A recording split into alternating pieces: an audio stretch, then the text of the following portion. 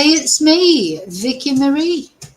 Good morning, good afternoon, or good evening, wherever you are in this crazy world we're living in. So, if you don't know me, my name's Vicky Marie. I talk about true crime. I chat about true crime. We talk about cases with a special emphasis on the victims. Always respect for the victims and their families. Um, And the case that again, those of you who know me who follow my channel, you'll know that lately we have been following, of course, the case of the mushroom murders, the trial that's going on in Australia.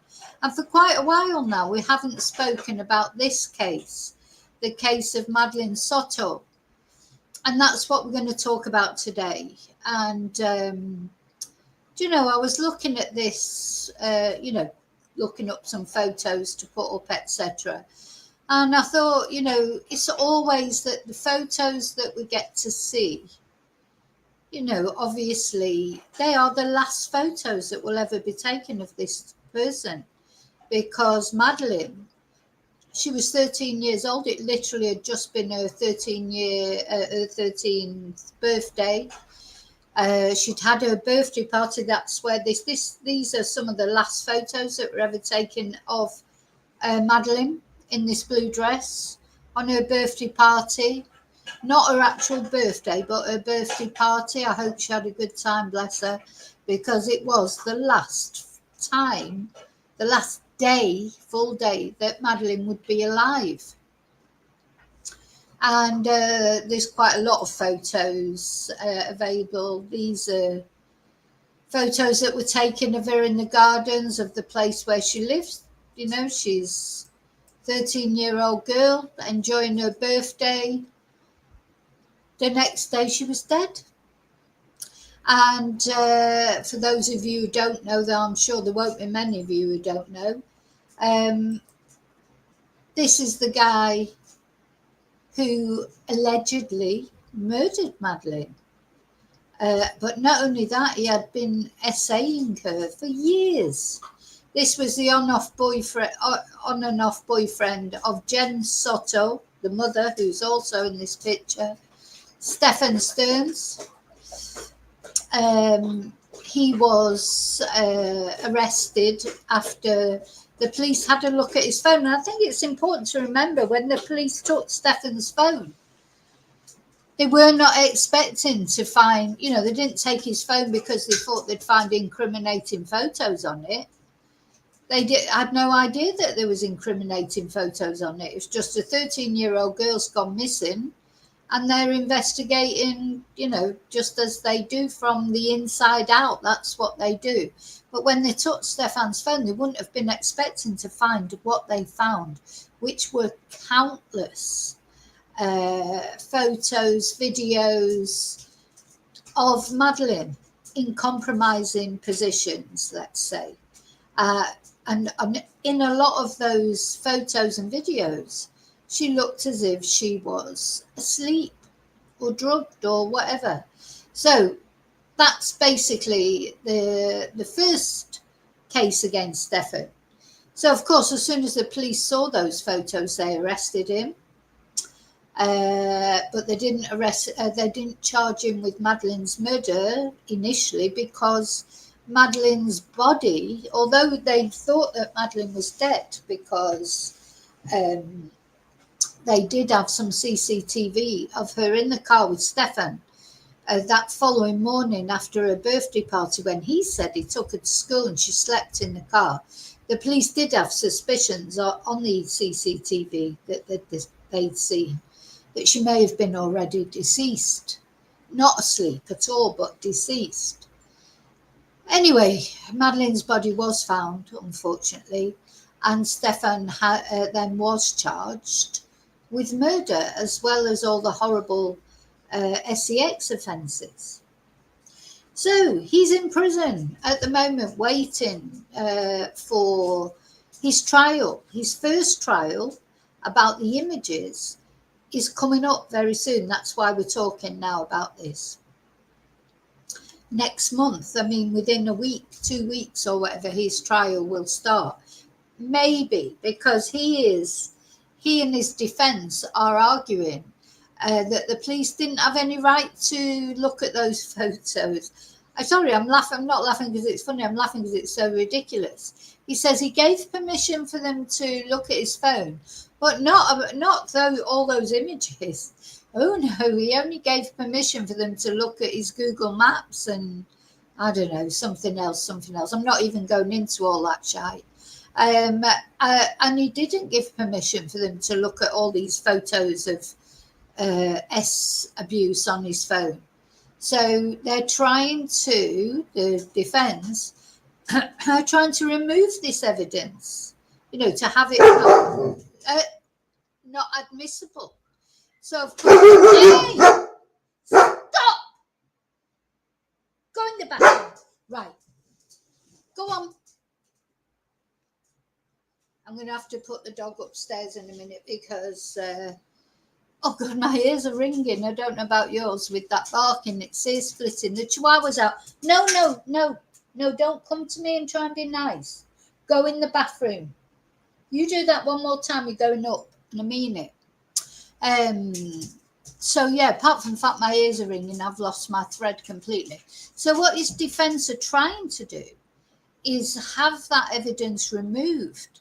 Well, there would be, at the end of the day, if they were successful in that, the prosecution in that particular case would have no case because the whole case rests on the fact that all these images, etc., were found on his phone. So if they're not allowed to use that evidence, I can't see how that case can proceed. Anyway, the judge still hasn't made a ruling yet, so we don't know whether that is going to be allowed or not. We just don't know yet. In any case, then later in the year, he will have the separate trial, which is the charge of murder. But the important thing about this first trial is, if he's found guilty in this first trial, he will go into the second trial as a convicted sex abuser. And there's that much information on that mobile. He's been charged on that many counts that in itself carries the death penalty. So, besides the murder, he could get the death penalty just for this first set of offences if he's found guilty. So, that's where we are with Stephan Sterns. In the meantime, of course, Jen Soto, the mother, a lot of people are very down on Jen. This is Madeleine's mother, Jen, who not only allowed Madeleine to sleep in the same bed as Stephan, but actually encouraged it. A lot of people are very down on Jen, but she's not been charged with anything. I personally, I have a lot of sympathy for Jen. And I'll tell you what, I bet there's a load of other women out there and men who have fallen for manipulators in relationships. You'd be surprised. And there's probably loads of people out there who've fallen for the same thing and got, she shouldn't have. Of course she shouldn't. You can think she's a thicko or she's, I don't know, a narcissist that she never thought about it enough or she didn't protect Madeleine enough. I think all those things are true, but personally, in my opinion, nobody will be feeling that more than Jen. Jen's the one who's got to live with it. Jen's the one that's got to wake up every morning knowing that her actions helped. She didn't do it. That's the other thing I think we've got to remember. Stephan Sterns did it. She didn't do it. Or as far as we know, she hasn't been charged with anything. So I think nobody, you imagine, I mean, it'd be interesting because Jen sort of disappeared, hasn't she? Nobody knows where she is, what's going on with her. Will she be a witness at the trial? There's a lot of things that we don't know. But I think one thing strikes me at the end of the day, Jen's the one who's lost her daughter, whether part of it was her fault or not. She's the one who's got to live with it. She's the one who's got to wake up every morning and think, oh my God, how could I have been so stupid? And don't forget, she was drugged off her head most of the time, and probably Stephan was drugging her. I think there's a lot going to come out of it. Sorry? So, this is where we are with this case. So anyway, as the trial is coming up, there has been an uptick in talk about it online, etc. Whereas it had gone quiet, of course, because it's been a while since the actual original indictments and things. So then, as I was trolling around I don't mean trolling, I don't troll, trolling around the internet, as in internet surfing or whatever they call it. So I realized, I found this interview that Stephan's, because I've been a little bit down on Stephan's parents, because we heard the phone conversations from prison but remember, they were from the early days of his arrest. And it just made me a little bit angry, that they seemed to be so down on Jen and really didn't seem that bothered about Madeleine. And it was all about their precious little baby, Stephan. But of course, that was in the early days. I think they're a little bit further on now. And then I found this interview, which I have never seen before. I'm surprised I haven't seen it because I've followed this case. Certainly haven't been through this interview with my chatters. And that's what we're going to look at today. We're going to look at the interview that Chris and Debbie, who are Stephan's parents, made on a YouTube channel. We'll be giving credit to that YouTube channel. Don't know why they chose that YouTube channel. I don't know why they chose to do an interview, to be honest. I'm very surprised. Personally, my advice would be to families when things like this happen is just don't say anything. Personally, I'm sure that I think that's probably what Jen's been advised and her family, because whatever you say, people will twist it round to suit what suits their way of thinking. You're damned if you do and you're damned if you don't, in my opinion. We've seen that in the Sebastian Rogers case, Summer Wells case, whatever we believe, if people are innocent, guilty or whatever, going on social media has not been a positive result, has it? It hasn't helped find the people, hasn't had any positive effects, has it? It's just made people look a bit twice because, people watch social media and they sort of more or less have made their own mind up probably what they think has happened, and they'll pick out the bits that they think are relevant to their own theory. It's the echo chamber thing, isn't it? So anyway, for good or bad, they did this interview, but it was about 9 months ago, so it's a little while ago now. But I think gives us an insight into how their feelings had changed from the first phone calls that we listened to, which of course were released. And we've listened to those. They're on my channel if you want to watch or listen to the phone calls, the prison phone calls between Stephan Sterns and his parents. There's probably more by now, but I don't know, maybe they've just not been released. But so it's difficult for the parents, really. And I have had little sympathy with the parents because they were so defensive of Stephan. But at the end of the day, Stephan is their son. And they haven't done anything wrong. So, and they must be, I think you can tell by looking at them, they've been through a lot themselves, but to me, my concern is Madeleine and what she went through. That's the only thing I care about, to be honest, because she was the most important thing, and she's the one who's lost her life. She hasn't got a chance to go on social media and give her version of anything. She's gone, deceased. These will be the last photos that were ever taken of Madeleine. There will never be any other photos of her. Okay, so that's what we're going to do. We're going to look at this interview. So first of all, I just want to say thank you, of course, to everybody. Thank you to all my chatters, to those of you like my videos, subscribe or just watch. Special thank you, as always, to my members. Thank you to people who buy my merchandise or buy me a coffee or send a super sticker or PayPal me or send me. I've had some fantastic emails this week from people, a lot of things that people have sent me. I've got something else that have been sent that I'm going to be presenting over the weekend about Erin Patterson. Oh, she, it is not her first rodeo. She has been charged with quite serious charges before. So I'm going to be telling you about that. I want to thank everyone who left a positive message, sent a positive email, or been, contributed to my channel in any way, shape, or form.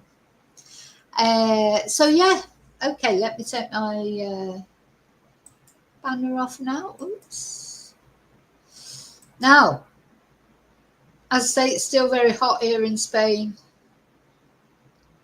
I each feel ill as the day goes on. The only part of the day that's nice is the very early morning, so you have to get everything done before 11 o'clock. So that's it. After 11 o'clock for me, the blinds come down, the aircon goes on, and that's it.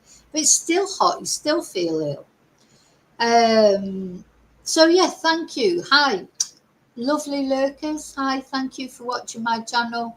Loathsome lurkers, send a kiss for you as well, because you need it probably more than anyone. And now I'm going to come into the chat and say hello to those of you who are brave enough to actually venture into the chat. Oh, and replay crew, hello. Hi, sheep farming. Hi, Tracy. Hi, Lily. Hi, Bluebell.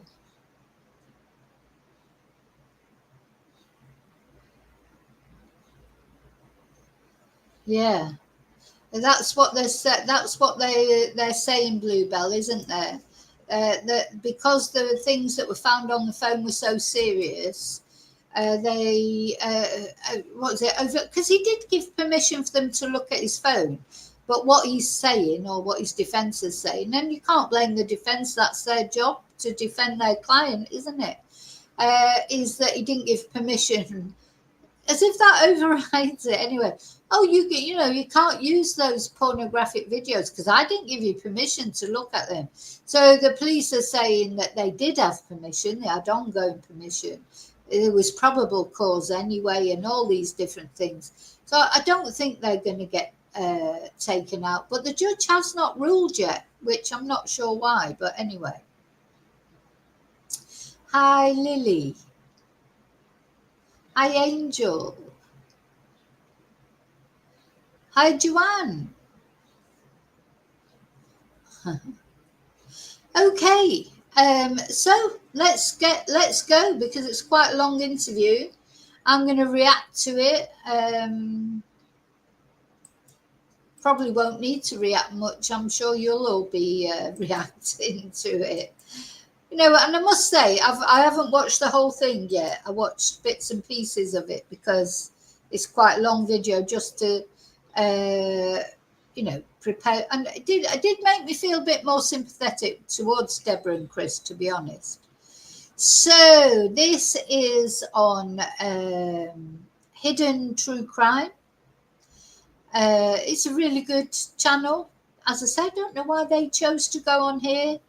Maybe they'd been watching it, and that Lauren, this lady is called, maybe she's been very not partisan, like very sort of, and anyway, for whatever reason, Deborah and Chris have decided to break their silence, because this was September last year, so it's still quite a long time ago, on this particular channel, and that's what we're going to look at. Now we'll fast forward some bits. I only really want to see the interview with them.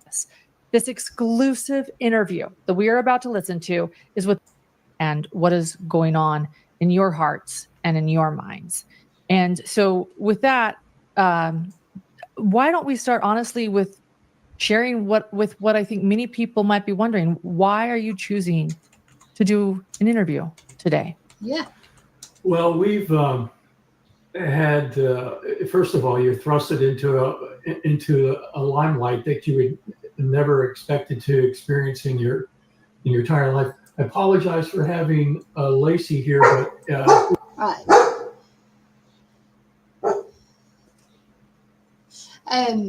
So yeah, must be awful because at the end of the day, these are not people who are probably even social media friendly. They probably never go on social media, know nothing about social media.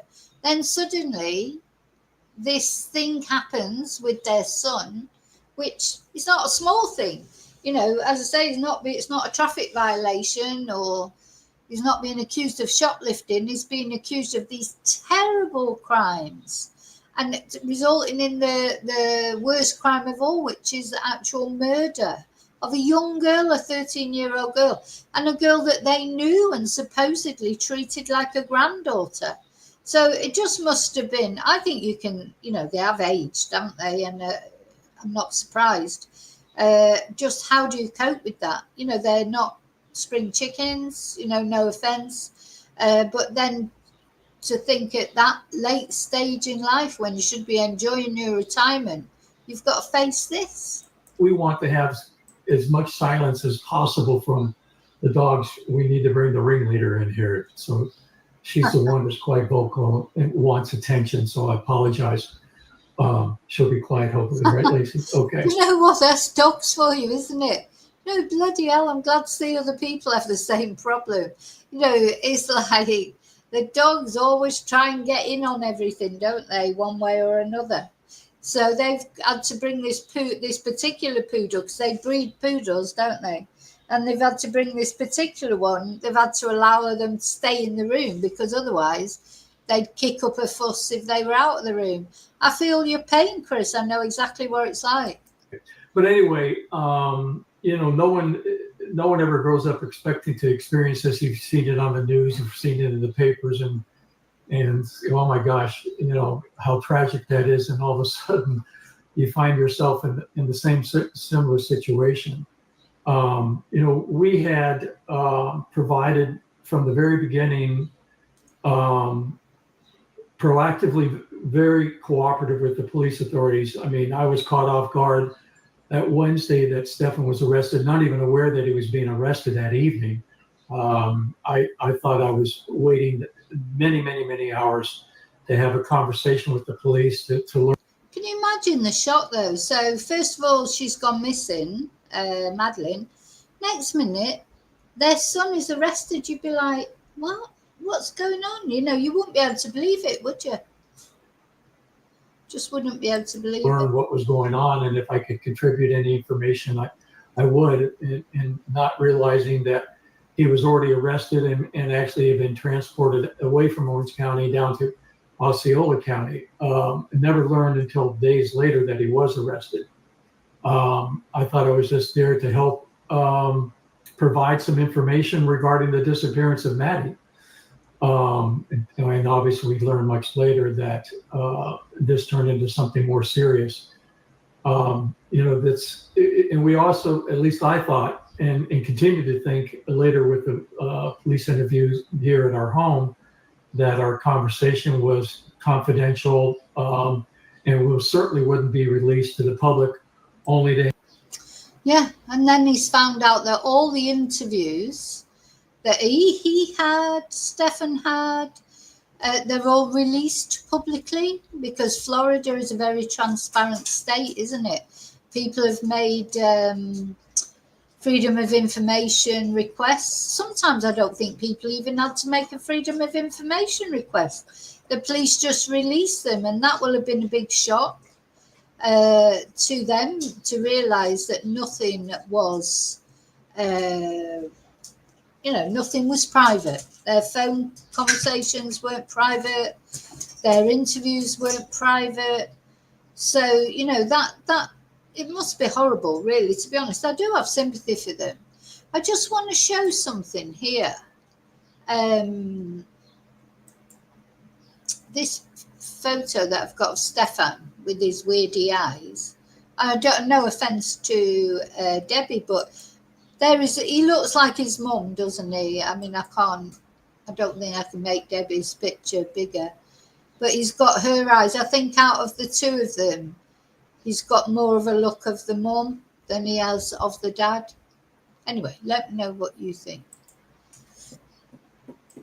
Have every word and nuance scrutinized and analyzed, and opinions formed about it that is so out of mischaracterizing us, and just a lot of speculation and conjectures. So anyway, the reason we're doing this today, Lauren and John, is because with the docket dump that went out there, we no longer feel constrained to keep silent and let people keep castigating us and dragging us through the muck for no reason, using lies, conjectures, embroidering facts that they do have, making up facts that they don't. It's become a very incestuous snake pit of lies, innuendo, and just ugliness. And I don't understand why any parent would be subjected to that, because we didn't take part in any of the crimes. Is it a crime to give birth to somebody? Ooh, so is it a crime to give birth to someone? And I do agree with her, because, in the initial stages, though, I think the problem as well is those early phone calls that were released from the prison. She was defending Stephan. And I think that's certainly what made me angry with her. That she just seemed to be in complete denial that her little Stephan could have done any of this. Don't forget that in the beginning, they were actually saying it wasn't Stephan. They knew it wasn't him. So, feels like things have changed now. So she's saying, is it a crime to give birth? And no, it's not. And you know what? If your child grows up to do terrible things, it is not your fault. And I 100% agree with that. And I agree with you sticking by your child no matter what they do, because you can't help. They are your child. You're still going to love them. But that doesn't mean say you have to like what they did or defend them. You can't defend the indefensible sometimes, can you? That's all. But now maybe Debbie's realizing this. I don't know. I mean, why are we blamed? Perhaps maybe we need to share something with everyone before we go any further, because it might not be obvious to many watching. Where are you in accepting the reason your son is behind bars? Are you in a place of understanding what he did? Are you believing? Where are you? Totally. Yes. I mean, Okay. the last data dump that they had a few weeks ago, and I went through line by line and then shared with Debbie the chronology of the events, the narrative summary and such, that it's very conclusive, and it does, in our mind, indicate Stephan is a lone perpetrator, as much as we want to believe what he said, that there are other people involved. And again, that's out there in a prior phone conversation that Stephan said. But you look at the evidence that's been presented, and Fine, that's so good. I'm so glad that we're watching this, because that was my grievance with Debbie and Chris, is this trying to blame Jen. And I'm sorry, I don't think Jen had anything to do with the actual crimes. Yes, she was. You could probably say she was a negligent mother, or just a thick, just not realizing that what this person could do. But look how Stephan Sterns has manipulated his parents. Do you think he wouldn't find Jen easy to manipulate? Jen is like a prescription drug addict, really, isn't she? She doesn't know what day it is half the time. And whether you can say that makes her a bad mother or whatever, maybe it does, but it doesn't make her a murderer or an abuser. And now it does seem like Chris and Debbie, they're realizing this, because, in the beginning they were so down on Jen. Debbie, that's part of the reason why I didn't like Debbie, calling Jen, what did you say? She was bipolar, bisexual, and a drug addict, or whatever. Bipolar, bisexual, and a drug. She had nothing good to say about Jen. And at the end of the day, even Stephan Sterns said in one of those phone calls, oh, well, she has lost her daughter. They didn't seem to have any feeling for the fact that Jen had lost her daughter. It might be some of it her fault. But at the end of the day, their son, who's manipulated them from the day he was born, by the sound of it, has definitely manipulated Jen. And not only Jen, lots of people. So, Jen would be easy to manipulate. it's pretty conclusive that they're doesn't appear to be anybody else involved, and that he is the lone perpetrator. And certainly he was guilty of the images that he found on his phone, and then later the charges were expanded to include murder. Whether it was premeditated, we don't think that. We don't think that. And again, we won't know 100% of the story until if and when he ever provides testimony. I don't think it was premeditated. I agree. He had no reason to kill Madeleine.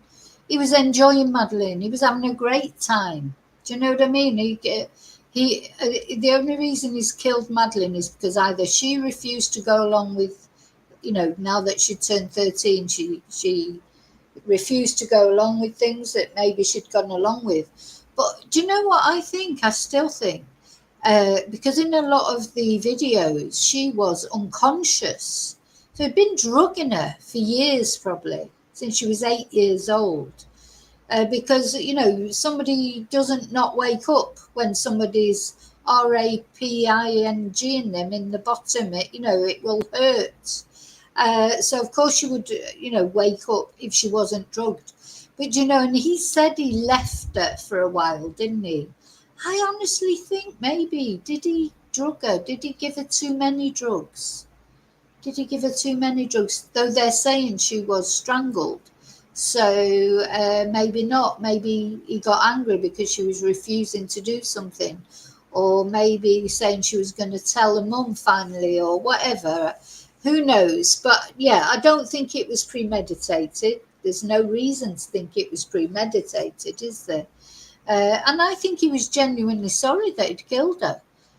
I think in his warped mind, because he's like a teenager in his head, isn't he? It's all video games and bloody game cards, and we saw about his big purple dragon, and this is a grown man, a 39-year-old man who's still living like a child, a teenager, or even younger, obsessed with Tamagotchis or whatever they're called, video games, etc. He's a sad man, a man baby. And I forgot why I started saying that now. So yeah, he thought in his head he was in a relationship with Madeleine, even though she was only 13 and only 8 when they started off. This is how his mind works. He's a child in a grown man's body. And Madeleine was a prime person to manipulate. A woman who's got lots of mental health issues herself. She's drugged up, high as a kite half the time. She's got a little girl. He must have thought it was Christmas when he met Jen. So I don't think he would have killed Madeleine deliberately, because now he can't enjoy her anymore. But obviously he was involved in her death and nobody else was. But I don't want to believe that it was premeditated, but I can't rule that out. But we hold him 100% accountable for his actions, and we obviously are extremely disappointed by that. Yeah, and I'm sure it's been a process, but in other words, you're learning everything as the public learns it. Yeah. We're not privy to anything. Nobody's giving us a heads up on anything. Yeah. That we're mushrooms. We're kept in the dark. Yeah, the only time we know is all of a sudden we're getting these text messages and heads up alerts from our friends. You go, hey, you got to see this out there. And I go, oh my gosh, what does this mean? I mean, I looking for the news every day, and I don't see anything, and then all of a sudden it's out there, and these videos and YouTube channels had a field day, and it's been that way for weeks ever since. And the challenge is going to be is that we do know that we were told the other day that this is going to be multiple years before it goes to trial. Given the gravity of the charges and knowing what the penalty is, we're resigned to accept that fate and the fact that we could lose him in a multitude of ways. Yeah, because he may well get the death penalty. If he's found guilty of all these things, he's likely to get the death penalty, to be honest. So they've got to face the fact, I mean, imagine that. not only your son becoming the most notorious, one of the most notorious killers and sex abusers in American history, really. I mean, this is big. It's bigger than sort of anything. And they found out that their son is responsible and probably will get the death penalty. They've got a lot to deal with, haven't they? The person who's responsible for all this is Stephan. Not them, not Jen, not anybody else except Stephan. He likes to try and blame everybody else, doesn't he? He's a little whinger, isn't he? Oh, it's too cold. Oh, it's his core temperature wasn't good enough. Oh, have you seen my big purple dragon? Oh, where's my watch? Oh,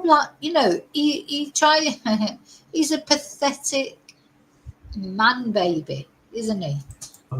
Any given time, some prisoner in the jail could off him, and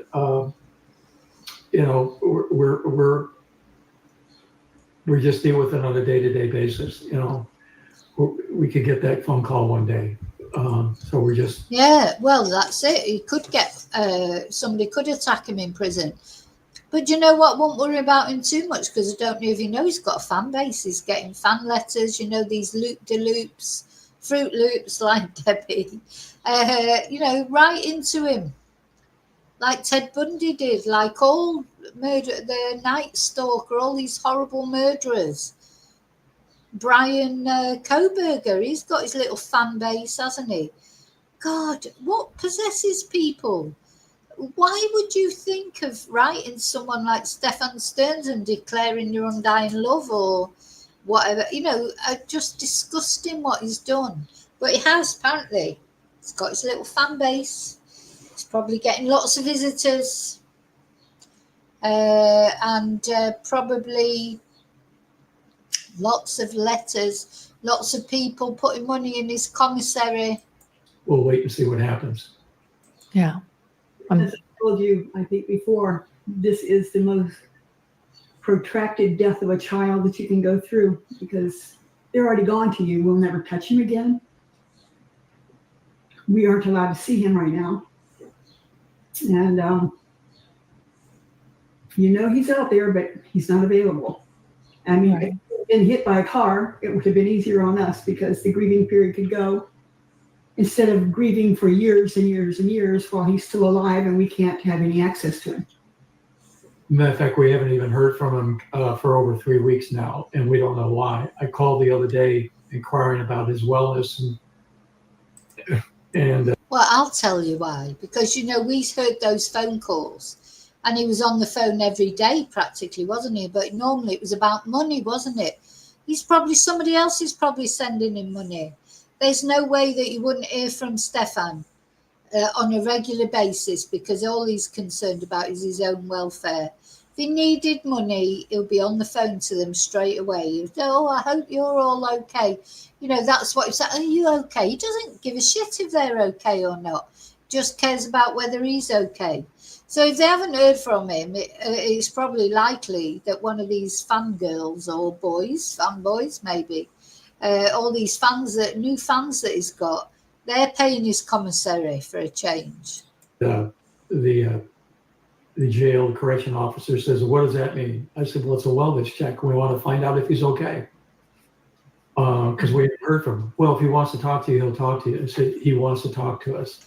We don't know of any reason why he wouldn't, unless he's being denied access to communication, which no, he hasn't. We think he is. And I think it's a result of the most recent data dump, that the guards are intentionally preventing him from getting access to where we can I don't communicate agree with with him. that at all. He's in solitary confinement. It's been that way since February, nearly 8 months. Okay. Wow. Look, the thing is, the guards can't deny him access, can they, without a reason? Do you think that his defense lawyer would put up with that if there was no reason for it? He hasn't been in touch with them. That's what the guards are trying to tell them, and they're a bit in denial about that, aren't they? Like, oh, we don't agree that he doesn't want to speak to us. It's not even that he doesn't want to speak to them. He doesn't need them. As soon as he needs them, He'll be in touch.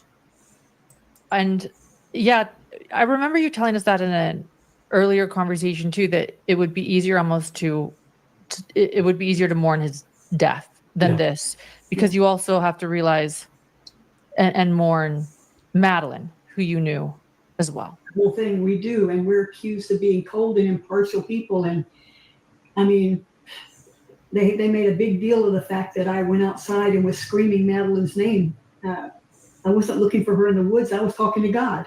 That's my privilege, to talk to my God. I was asking, why Madeleine, and where is she? I'm sorry. But we, every day, all of this is in our minds. We talk about it often, and we're private people. We keep our emotions to ourselves as best as possible, but we certainly, there's no way that this will escape us on a daily basis. It's impossible for that to happen. We're forever living with this, and I just wish there was. I just wish there was a way that we could have possibly known that there was a problem going on with Stephan. I had no idea. Yeah. The only thing that we knew that was wrong, and we addressed it immediately, was when we became aware of the co-sleeping arrangements. And they were here at our house. And at that point, I put my foot down and said, Madeleine's not sleeping in the room with you. She's too old for that. And I said, you need to stop doing that at home too. And I talked to both Jen and to Stephan.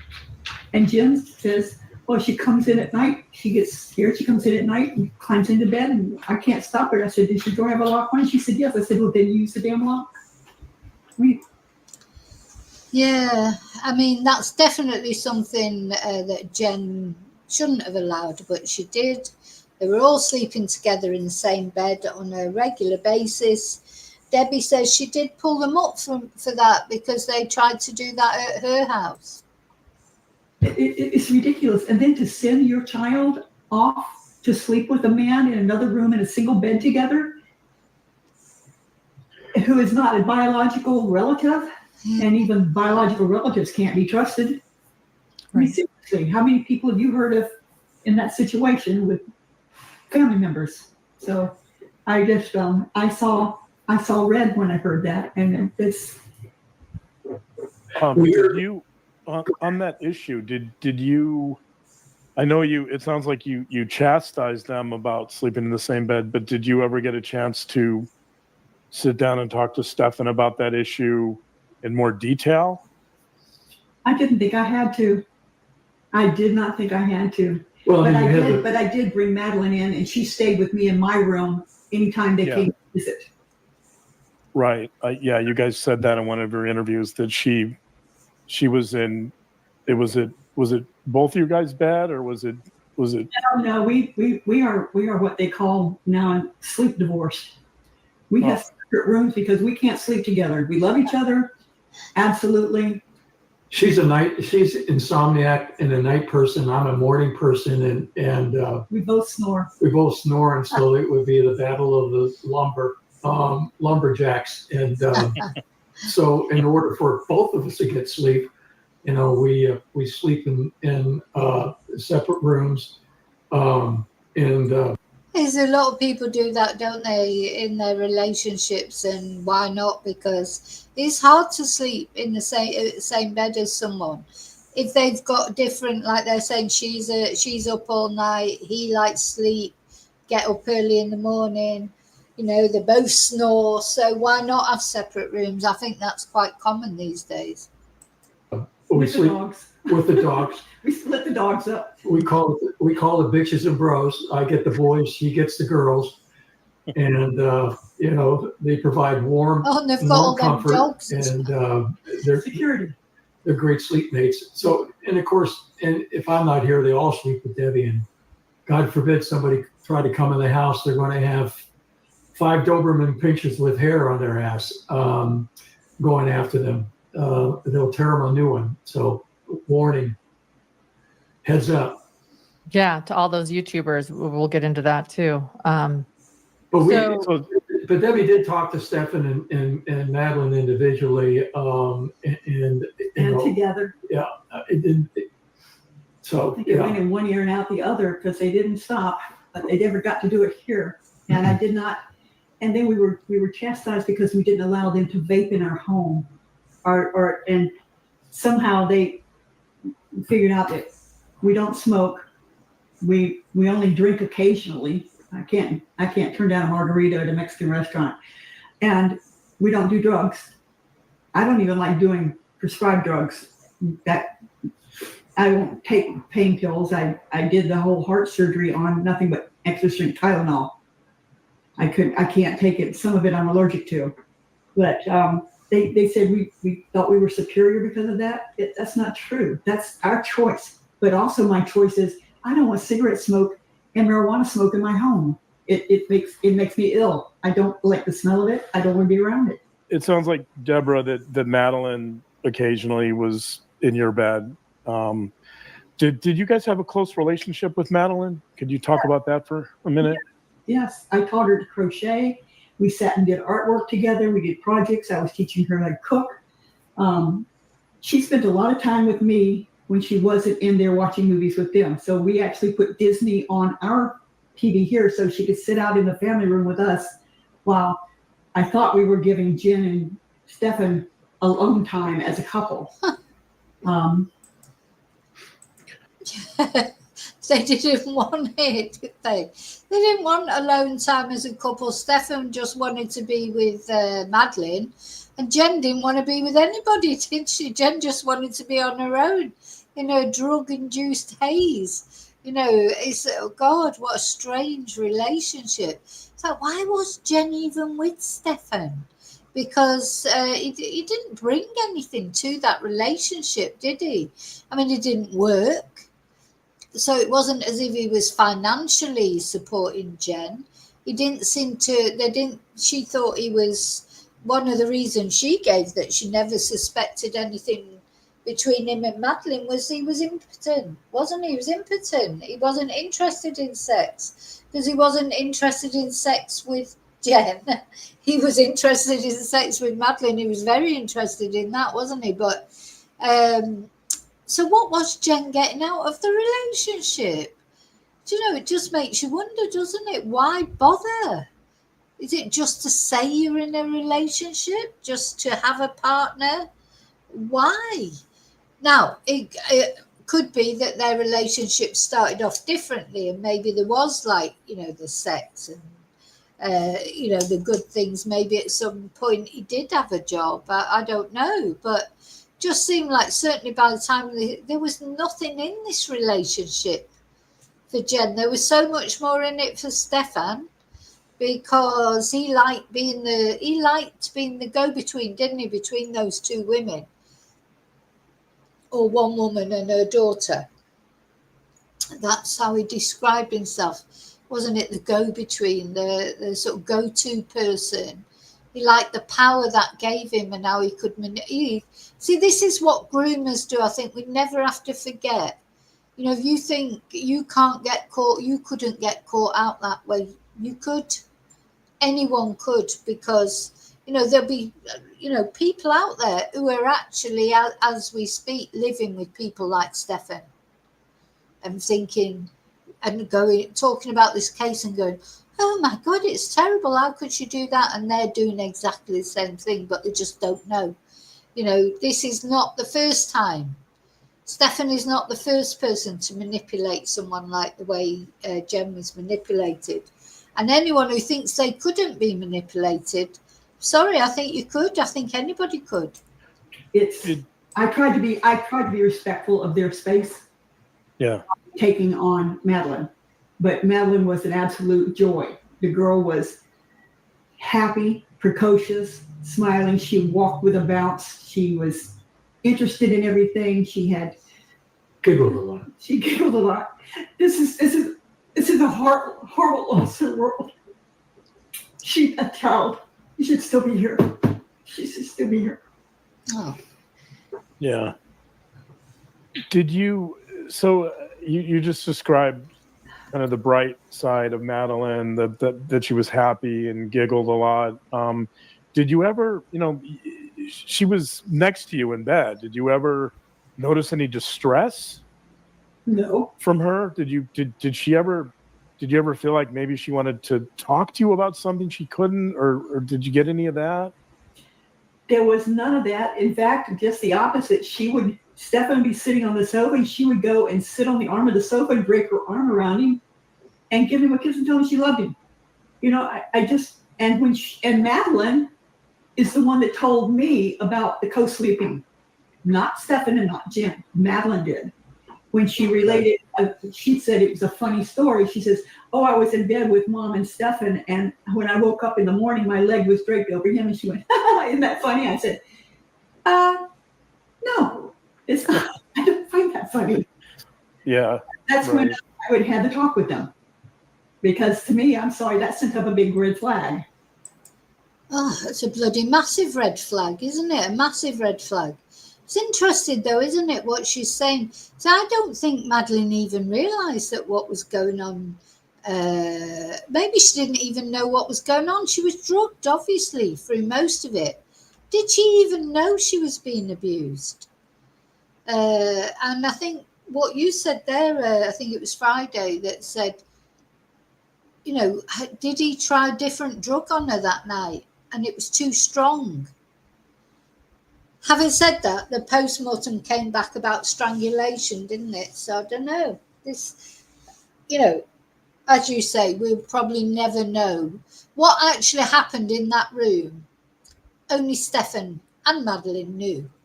Madeleine is not with us anymore. Stephan's never going to tell us the full truth, is he? Even if he ends up admitting something down the line, it'll be that, she had an accident, or, he accidentally strangled her, or it was consensual sex. He's going to come out with something further down the line, God knows what. He'll never tell us the true story.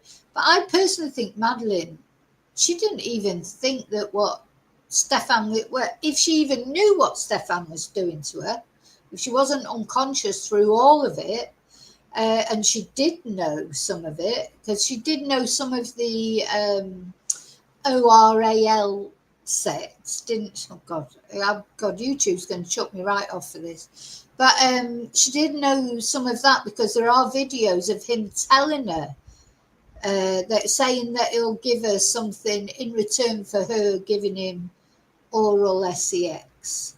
So she knew some of it, definitely, but not all of it.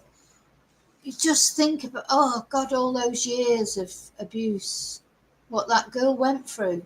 But perhaps a lot of the time she didn't even realise she was going through anything, because also a little, a young girl like that, Stephan, pretending to be her boyfriend and buying her things. It's grooming, isn't it? She won't have thought, he's a grown man, he shouldn't be doing this. She won't have understood. To her, it'd just be normal. So, it's awful. Yeah. She said that. She said that in a playful manner, but not in a, you wouldn't see that as kind of a cry for help. I did not see it as a cry for help. I found it to be disturbing to me on levels. So other than that, we had no recollection, we had no indication that something illicit was going on. Nothing. Yeah. And when you told Stephan you shouldn't be co-sleeping with Madeleine, he, as far as you could tell, he heard you. He said, okay. He heard me. He and Jen both says, well, but she wants to be with us. And I knew no matter what I said to him, they're going to do what they're going to do anyway. Right. It was very obvious to me that they were not listening. They heard, but they're not comprehending, and they're not going to change. You've mentioned that Stephan would often say one thing but do another, right? That you didn't know. Oh yeah. Modus operandi. You didn't know what was true and what wasn't sometimes. I mean, He made it a gaslighter. Hmm. You know, he could make you think things were one way when they were a total other way, and do it with such sincerity that you questioned yourself. Interesting. And when we got to figure that out, things changed for him, and they didn't change for the good. And he was no longer a happy camper because we challenged him on everything. We came up missing money. We came up missing jewelry. See, he's gaslit his own parents for years. And once they realised and they started challenging him, he probably started getting a bit aggressive, you know, and that's what these people do. So he's all nicey, oh, he's this, that, and the other. He's gaslit his own parents, so he won't be above gaslighting Jen for years. Jen's crime, if you like, if there was any crime, was just, you know, being so obsessed with herself she didn't notice. Came up missing my deceased father's Rolex, and I know he took it, but he won't admit to it even now. When did that start? Could you tell us a little bit about the line, when it started, and like when did he take the Rolex? Last year. It started when he was a teenager. Okay. And little stuff, and then they got bigger and bigger as he got older.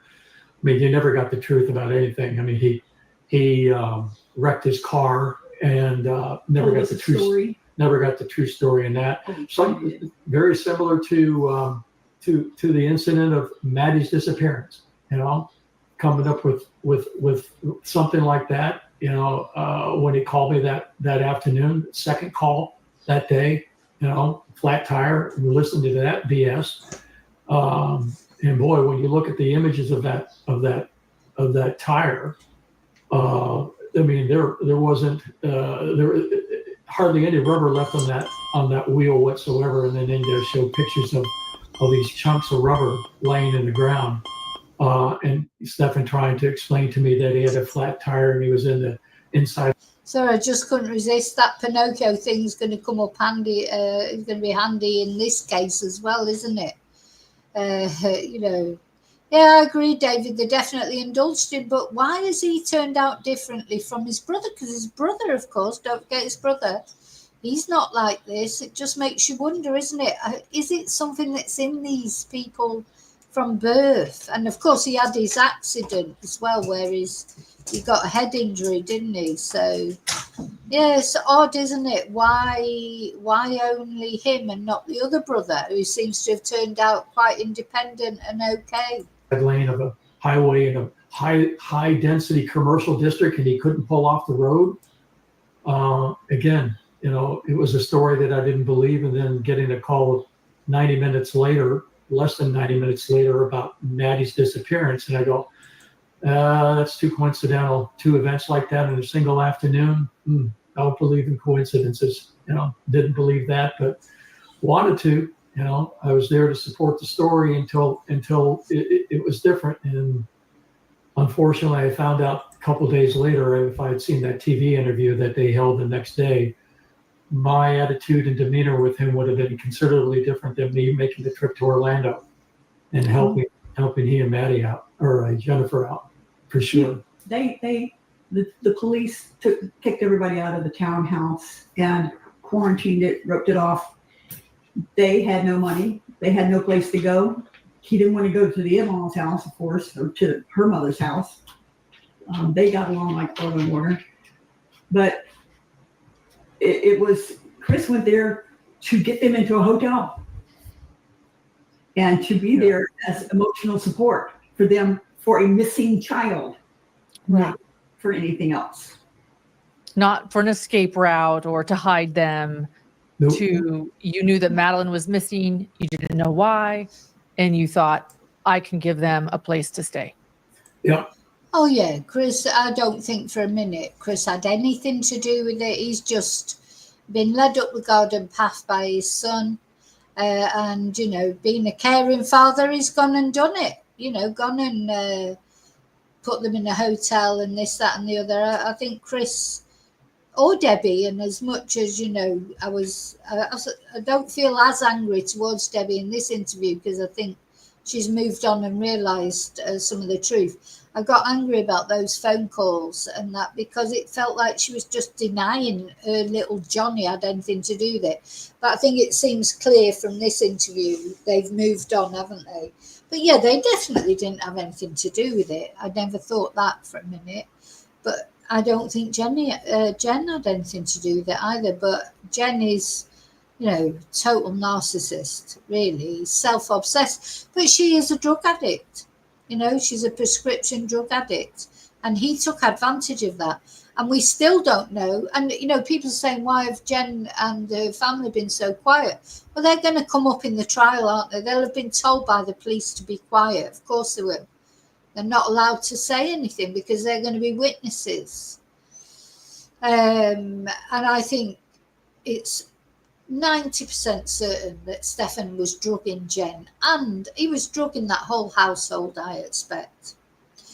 Anyway, I'm going to let this video play, and I've just got to go and get a drink, swap the dogs over, have a quick bathroom break. I can assure you it'll be a lot longer than 9 seconds, as always, but I'll be back as soon as I can. I won't be long. And then, I wanted some quality time with them,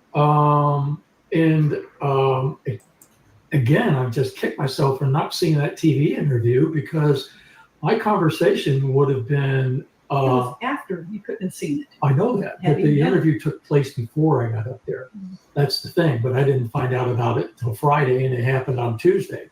But my conversation with him would have been very confrontational. And I wouldn't have been satisfied until I got the truth from him. When I questioned him as best as I could, now that he was in incarceration, obviously he couldn't give me the answers.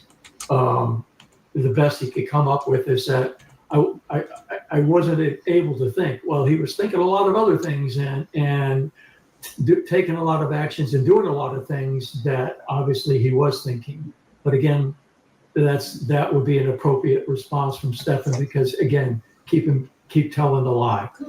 But the amount of time that I have from 2:15 Wednesday morning until 4 p.m., I spent a total of 35 minutes with him, and it was over 3 different occasions.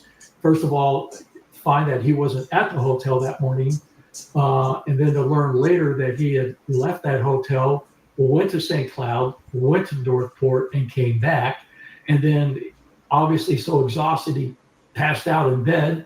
Didn't see him again until 3 o'clock, and again, no time for conversation, because now we're down in the lobby of the hotel, and he's now being escorted to supposedly a press conference, which there was a press conference, but he was immediately taken to the rear of the sheriff's department and put in the detention room, and later that evening arrested. Never had a chance to have a conversation with him. Okay. That makes sense. Yeah. Yeah. And there was some issue about one YouTuber who called out Chris as a liar because he said he saw a picture on the phone. Yeah, much later, I'm having a conversation again, thinking I'm having a private conversation with the deputies back in July. And, Jen that evening had provided some very graphic detail of the image. She told me in her story was that there was a group of photos that they had downloaded off of Stephan's phone. They wanted to show these images, this package of images to Jennifer. She said that she couldn't see them, but agreed to look at one. Then she shared with me in graphic detail what that image was. 5 months later, I'm thinking throughout that time that she had the opportunity to maybe grab a photo of that, and because once you describe that to me, I can't get it out of my mind. It becomes ingrained and printed, and I'm thinking that there's an image in my mind that I must have seen a photo, and instead of asking a question, I made a comment to the police, and then one of these YouTubers accused me of lying and making this stuff up, and it was really my bad. I apologize. I thought it was an image I saw when in fact it was a graphical image in my mind, but I thought I'd seen a photo. So I apologize for that. But again, you're dealing with this stuff. 7-8 months ago, there's a lot of stuff going on that evening, especially, trying to gauge Jennifer's demeanor after learning that her daughter had been SA'd. If it was me, I'd be beating the crap out of somebody, whether I physically could or could not. And she was totally composed and Unemotional. quite calm about the whole thing. It was just very strange. What? Now that we're on this topic, there's a rumor out there about there being SA in Stephan's background. I think some of the rumors involve you guys. Even there's rumors about Just me. giving him explicit material. Again, I can't use terms because of YouTube, but what could you guys set the record straight on that? You bet. Number one, it was, from what we heard, it's Hustler magazine, the nastiest magazine that was ever printed. Never Okay. came home. I would never buy it, and I would certainly never give it to my child. I mean, None of that material existed in her house, but I'm sure, back then, that day and age, magazines tossed to the street in trash cans. Somebody has it.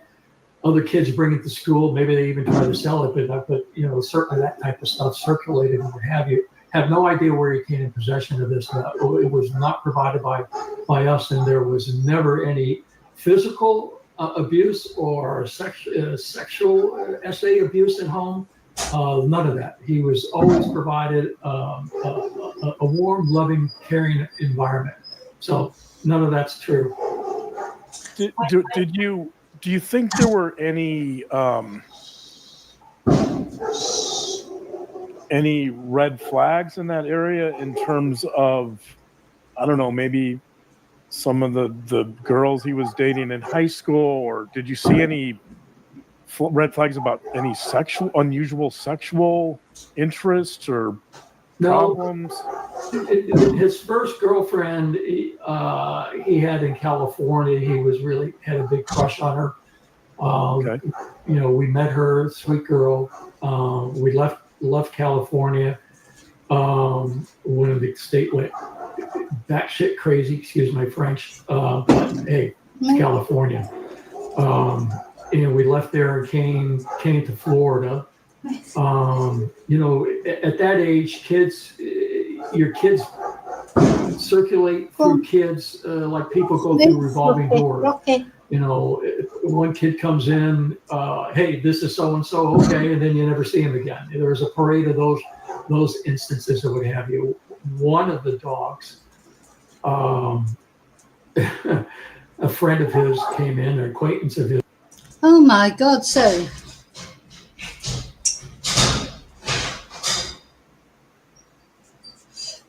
sorry, just managed to get the dog upstairs before all the bangers started going off for whatever. I'm not even sure what the bangers are going off for. So she's going mad, bless her. They're all, oh my God, they're all scared, you see, because of the bangers. Oh God. Don't even know what they're for. Anyway, I'm back. Did I miss anything? Let me know if there was anything that was, I'm not going to rewind, but let me know if there's anything that was said that you think I should talk about. God, they're still going on. Just came in and she didn't appreciate him. She let it be known too. Kind of nipped him in the backside. She wouldn't let him in the door. Yeah. She backed him up against the wall. Not coming in. And nipped him on the butt until he went out the door again. And we later found out this was the same friend of his that overdosed on heroin and died. Oh. There is another incident, and I don't think we've ever brought this up before, and that is in California. He was walking down the street with a couple of friends and his girlfriend, and this man was very inappropriate with them. And I'll let Chris tell you the rest of it, but Well, yeah, cat call or something, and there's lewd cat call. There was a shout out to him, and the truck spun around and came back. This guy unfolded himself out of the truck he was that big, and physically started assaulting Stephan to the point that he was choking him to death. Coincidental to that, we had just come back from Sequoia National Forest where we went camping with the church group, and Stephan had a pocket knife in his pocket and stabbed the guy in the chest to defend himself. The guy was later arrested for physical assault, and Stephan defended himself, but didn't realize that he suffered PTSD from that. I didn't realize that until several years later that he was experiencing that. He was haunted by it. Yeah. He was haunted What by was the just to clarify? What was the trigger? What was the cause of that? There was a very lewd remark made, and a shout back to the guys. And it turns out the guy was a meth, but a shout out to the guys that went driving by in the truck, maybe an FU or what have you. And they spun around and They came flipped back. the bird. They flipped Okay. the bird. And he spun the truck around and came after him. And Stephan was the only one that was physically attacked. Karate or no karate, he couldn't get the guy off of him. And how old was Stephan? 16, 17? Maybe 16. Okay. Yeah. Okay. He was a really thin guy back then. You know. Was there See him. when you talk about the line that was starting during his early adolescent years, it sounds like did any of that become criminal behavior at all, or did he ever get disciplined for any antisocial or unusual problematic behavior at that? Gosh, if this carries on, I think I'm going to have to abandon this life. I mean, look, Riley's crying. Just don't even know what they're for. Age? No, that's the thing. There was never any issues with him.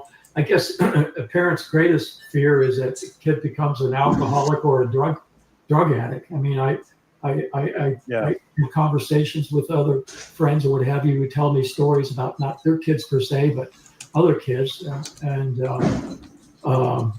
it's tragic what happens with these kids. They get started in this stuff at such a young age.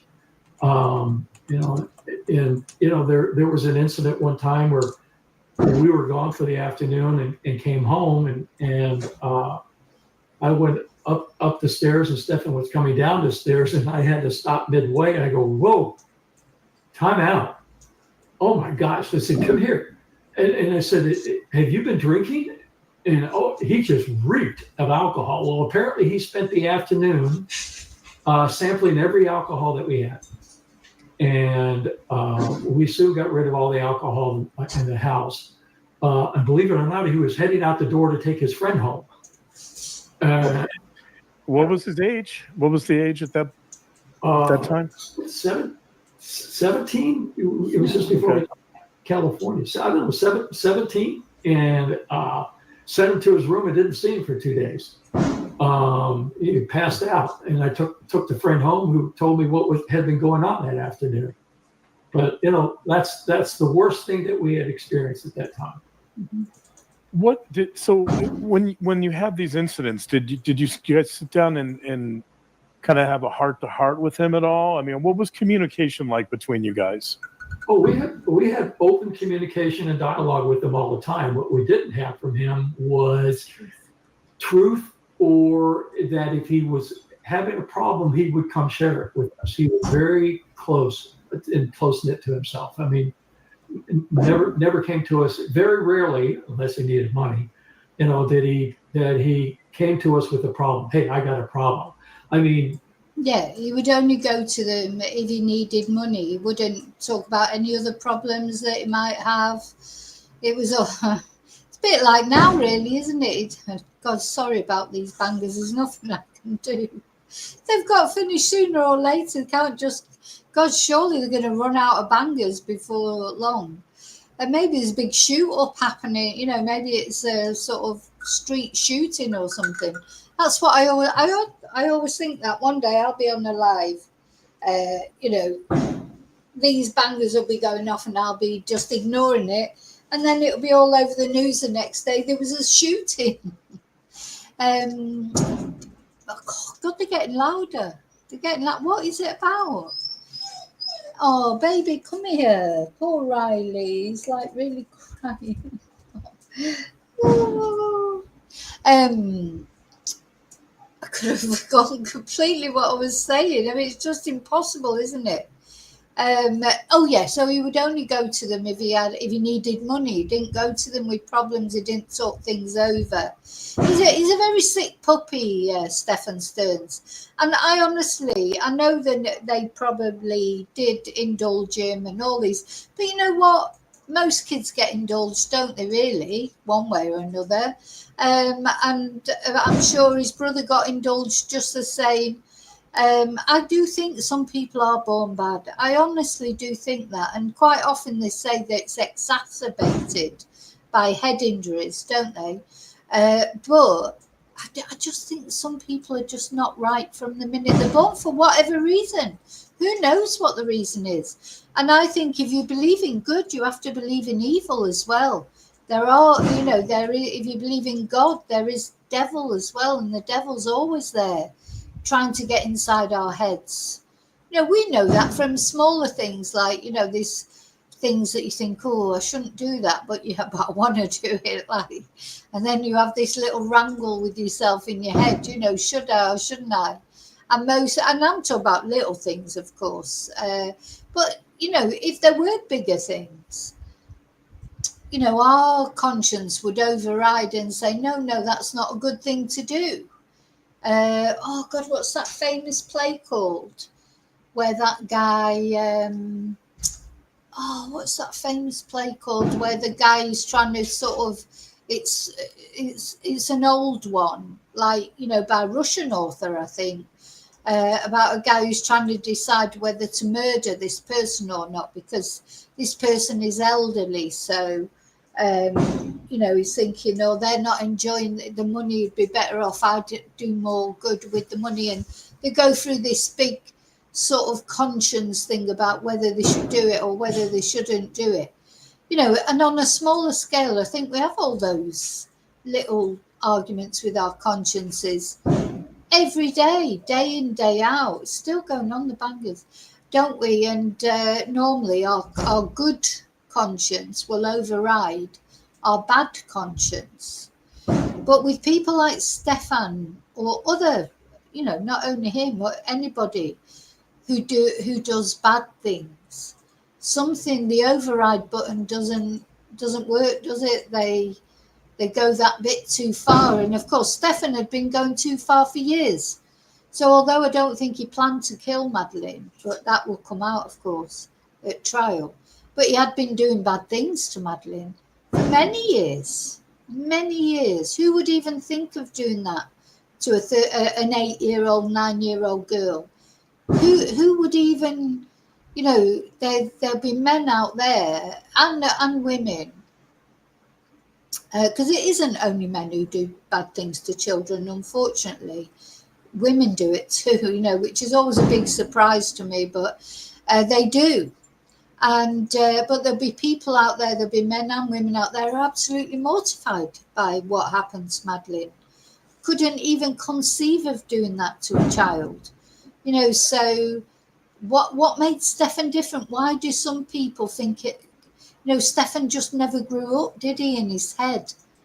I think Stephan thought it was acceptable because in his head, he felt like he was a child as well. Or, he didn't feel like he was a grown man doing these terrible things to a child. It's like him and Madeleine were on a parity, Very odd.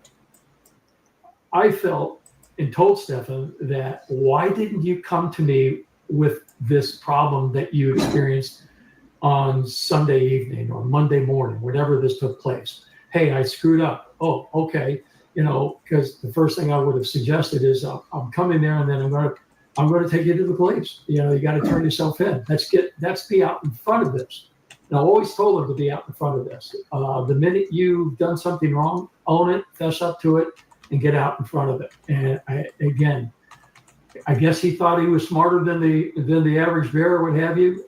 Because obviously, if you look at the timelines and the sequence of the chronology, narrative summary, what have you, is like, how can you not realize that his trail was being followed?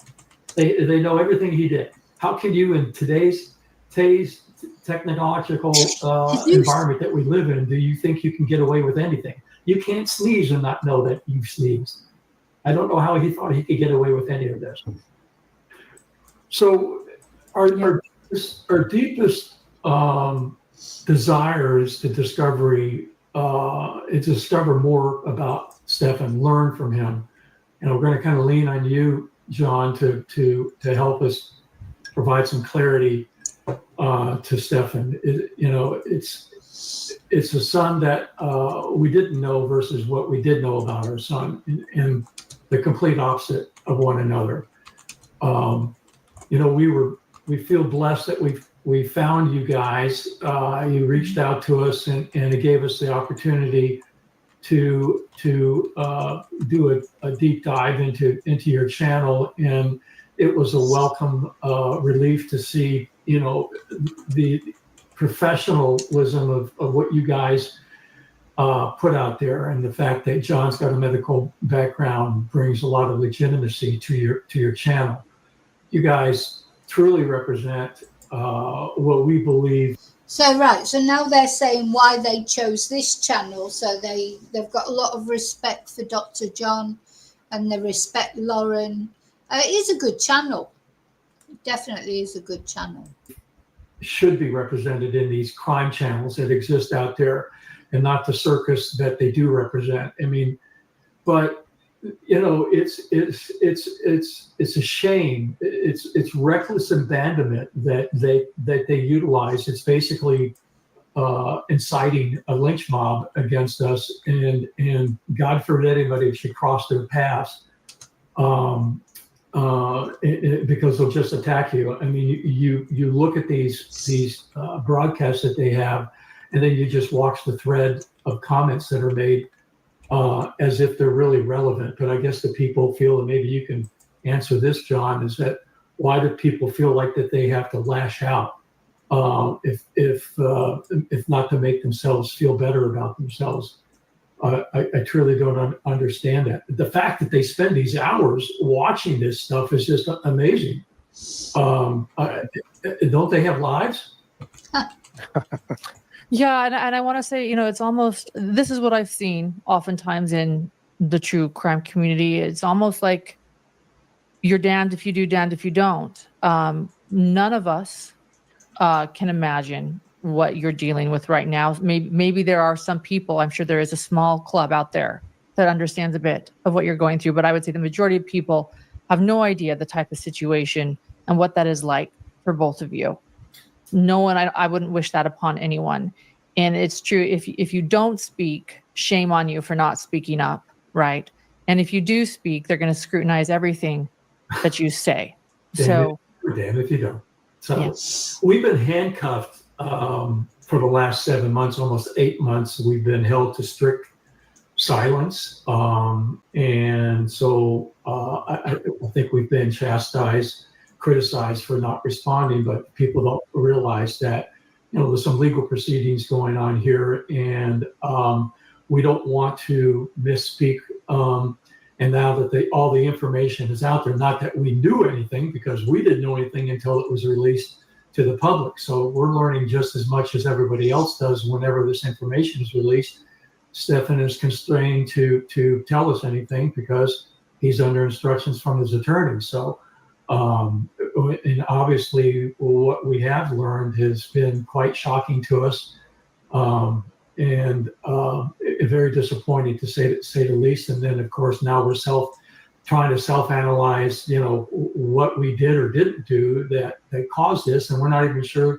Well, we know we're not the cause of it. We're trying to pursue a conversation about an accident Stephan had 30 years ago as the possibility of causing this TBI.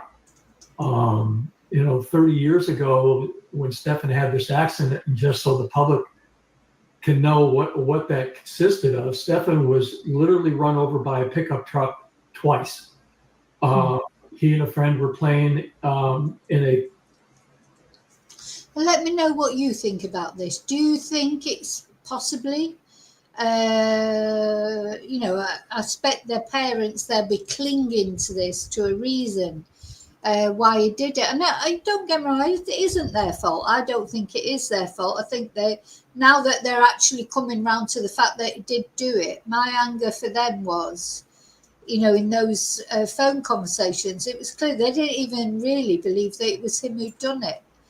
They weren't accepting it, which I suppose is just logical denial. I don't know.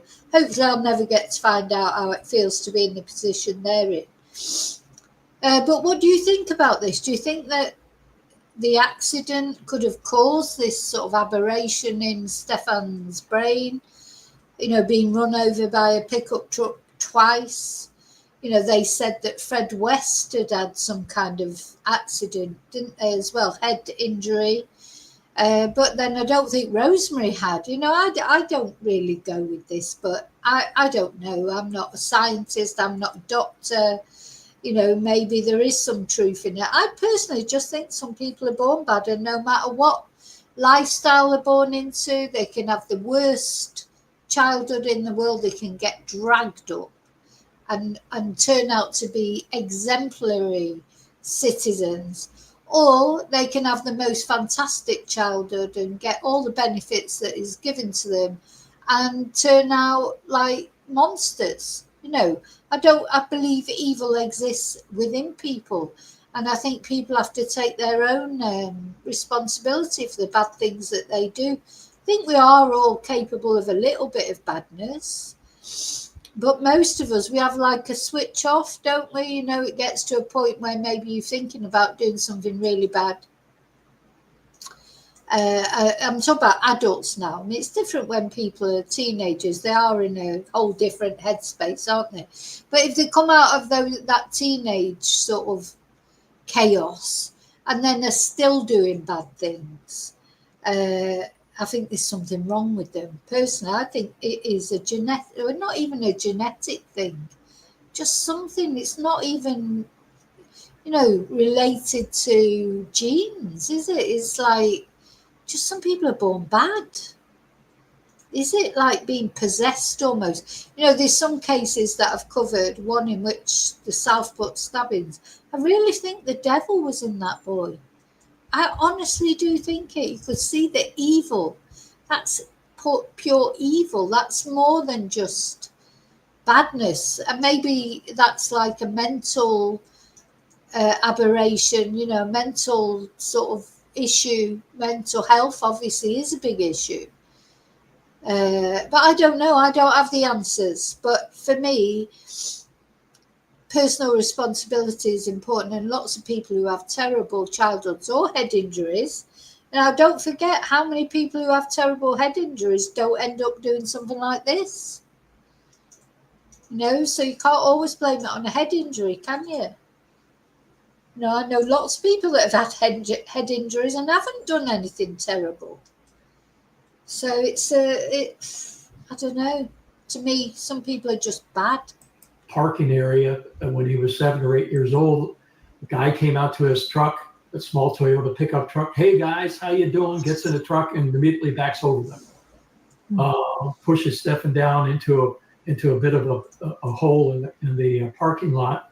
Drove right over him, and hit him in the head with the bumper as he backed up the first time. And then, if that wasn't enough, he pulled forward and ran over him again. The fact that Stephan isn't. They hit him in the back of the head first, and then when Stephan raised up to look, he heard the kid screaming. He quickly put it in gear and drove forward and hit him in the front, and then came up over his body, up over his pelvis area. The fact that he wasn't permanently. I mean, that's a very traumatic event, and that might be the reason why they have indulged. One thing that might be the reason for is why they have indulged Stephan so much, because he nearly died, didn't he? I mean, that is a terrible event that befell him, and maybe they have indulged him more. Maybe that explains why the brother maybe wasn't indulged so much. But, you know, I believe in individual responsibility. People have to take responsibility for their actions. Disabled and wheelchair bound is a miracle. Thank the mud. But there wasn't, when he was released from the hospital, the doctor said, hey, be cognizant of any difference in his attitude and his demeanor and such. And we pressed for more information, and we just told that he could have some headaches, dizziness, nausea, sensitivity to light and stuff, may not be able to wake up or go to sleep. And there could be some other physical traits. He developed a tic for a while, and he outgrew that.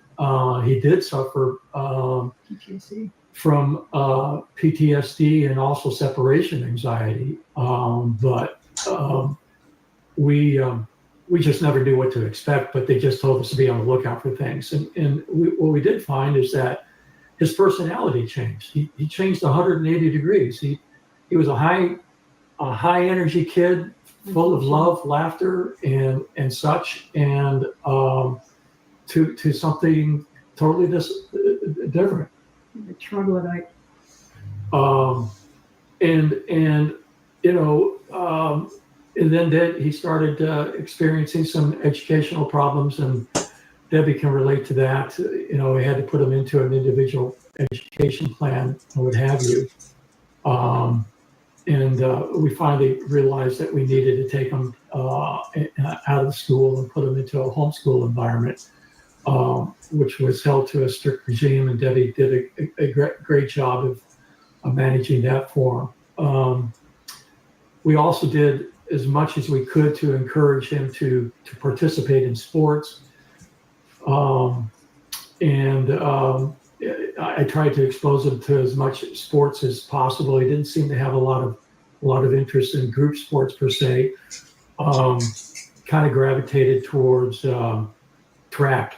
He was fast. He was always fast as a kid on his feet, and in spite of his injury, he was a speedster. But that didn't last long because he apparently had a kidney disorder that required some immediate surgery, and he had to have some emergency surgery to take care of that. Again, he discovered an interest in Shokan karate and did well with that. He managed to get a brown belt in that, but we were forced to moved away to California. Well, actually, no. Where did we go after that? He was in Georgia. Yeah, we went to California. Yeah, my wife's mother was dying of cancer, so we went out to be with her in her last few years. But we later introduced him to scuba diving. We kept trying to introduce him to things that would be motivating enough, to provide enough incentive to where maybe he would be motivated to go out and get a job and earn some money to pay for these things, because it didn't try to overindulge him with money and access to money per se. I was trying to use that as an incentive and motivation to go out and get a job. Obviously that didn't work too well, but everything seemed to be focused towards solitary pursuits. He never wanted a job, did he? And that didn't change either as he got older. Sometimes at the end of the day, when he was a teenager and whatever, maybe he didn't want to work. He was into video games, wasn't he? And this, that, and the other. But even later, how old is he now? 40. That had never changed, had it? It never changed. It never, never grown out of that. Still, he was really being a parasite, wasn't he, with Jen even? Though later you'll see that Debbie says they always had a lot of money coming in, and she doesn't know where the money came from. So where did the money come from? Maybe they're on benefits. I don't think, like Joanne, you were saying earlier about the money from the house, from the renters. It wasn't Jen who received that money. That was her dad. Her dad insisted on the rooms being rented out which I thought was a little, because you'd think really you'd want to provide a home, but I suppose you don't know his financial circumstances. Jen and Maddie, obviously, they always had a home there, didn't they? But the dad insisted on the other rooms being rented out because he obviously needed the money maybe to pay the mortgage or whatever.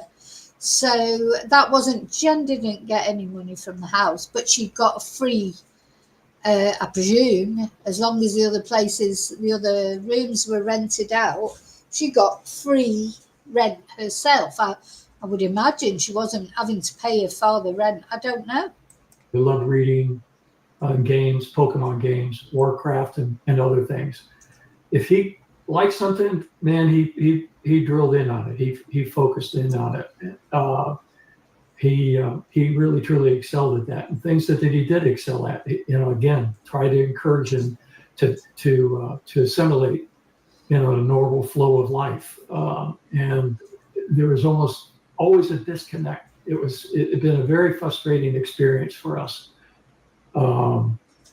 To get him to assimilate into a normal life. We're getting on in our years, we're in our early 70s. Yeah. So you talked about communication was open, it sounds like, and you were able to talk to him about quite a bit, or at least when he was willing to talk. What about the emotional connection? How would you guys describe your emotional connection to your son when he was younger? I thought it was very close and loving. Yeah, it was really close up until the accident, and not that we changed, he changed. I mean, he was, if you show you photos of him, as a kid, I mean, he's running through the house on the tips of his toes and just a little speed demon, laughing and giggling all the time. Really a quite bubbly personality. I mean, we discovered very early on that if he was focused on something, forget about it. We were at a hotel one time, and he got the key to the refrigerator or bar in the room, and he was sitting there at the age of 3 with that key, and he was relentless in getting that key into that lock and unlocking that lock. But that's how focused he could be. But he was, we loved that kid to death, smothered him. What? You didn't smother him. Well, smothered him with love, whatever. But we there was never any denial of any outward affection from him and us, and even to this day, still a lot of outward display of love and affection. Nothing, as I said, ever gave us any clue or warning to his recently discovered behavior. I mean, this, like I said, this is a son that we don't know. This is not the son that we do know. So, Debbie, you even homeschooled Stephan for a time, and that's actually been brought up in numerous conversations on YouTube as well. Do you want to share a little bit about why you chose to do that and what that was like? Because it was a daily fight to get him out of bed, dressed, and out the door to go to school. It was a daily fight to get him to do his homework. We had several conferences with teachers, and even on the IEP, he was not progressing. So I talked to the principal of the school, and I said, what can I do? And she said, have you ever tried homeschooling? And I said, well, no. Don't you have to have, a full college degree for that? Because I'm short a few credits. I don't have my degree yet. And she says, no, you don't have to, because you are going to be. I mean, I know from experience, school is a nightmare, isn't it? If your child doesn't want to go to school, I mean, I don't know how old he was when they're talking about this. Maybe he was in his teens. It's different when they're little and you just pick them up and put them in the car and take them to school and drop them at the school, whether they want to go or not. And when they get to be teenagers, often they're taller than you, bigger than you. How are you going to pick them up and put them in the car and make them to go to school? You can't. So it is, and that it can be a nightmare, can't it? I mean, I always enjoyed going to school because it just got me out of the house. I didn't like being at home. But, when you get kids that are comfortable at home, they don't want to go to school, and it can be for various reasons. It can be because of bullying, of course, or it can just be that they don't want to go. They want to sit at home and play their PlayStation or do whatever they want to do. I do think, the more I think about it, PlayStations and things like that, they haven't been a good thing, have they? They haven't been a good thing, really. I mean, they have got good things about them because, playing a PlayStation game or Xbox, it can concentrate your mind and stop you thinking about things. And I'm sure there are positive benefits of games, but, I was talking to someone just the other day who was literally addicted to PlayStation games, and to the extent affected their whole life. They couldn't go to work, they couldn't have a relationship with their parents or a relationship with anybody. They gave up their friends, everything. All they lived for day in, day out was the next time that they could play their PlayStation game or Xbox or whatever it was. So I don't think they've been a positive thing. I mean, like everything else, I mean, what do you say? Some people play games just as some people take recreational drugs or drink at the weekends. Depends. But once it starts taking over your life, when that's all really that you're doing, and that becomes more of a reality to you than your life, they're not a good thing, are they? It seems like, and we could see that Stephan is into that. All these bloody figures that he had, and Warhammer he was into again. Warhammer's a popular thing, as a hobby, but not an obsession. Where some people have obsessional personalities. I mean, I would include myself in that. If you sort of get into something and you get obsessional with it. Of course, he may have had some kind of Asperger's or autism or whatever, because that's quite typical, isn't it? To get obsessional over things. I don't know what, I suppose that hopefully will come up in the trial phase. Has he been diagnosed with any sort of personality disorders or Asperger's or anything like that? I mean, he's not a well bunny, is he, at the end of the day? Supporting him, but he's going to be doing his classes with Florida Virtual School. So that's what happened. And we were able to get him up at 10 in the morning. It was easier. So maybe that's coddling him, but it was easier on me too, because I usually don't go to sleep until 2 or 3 in the morning. So, hey, I didn't have to be up at 6:30 in the morning to get him up. He was able to eat food, and we were able to take short breaks and progress at a rate that would interest him, because some stuff he could just speed through. English language, sentences, reading, history, science, he loved all of that, and he devoured it. Math, no. Hates math. Math for me, no. So I called it a tutor. You're usually good at one thing. If you're good on the historical and the English side, you're usually not good on math. I don't have a linear brain. True. So that is true. I mean, luckily for me, my son, he was good at maths, because I couldn't have helped him with maths, that's for sure. But it's true, and I found that with my students that are good at science, computers, maths, etc. They're normally, I won't say they're not good at Spanish. It's harder for them, because they have to see a logical sequence in things.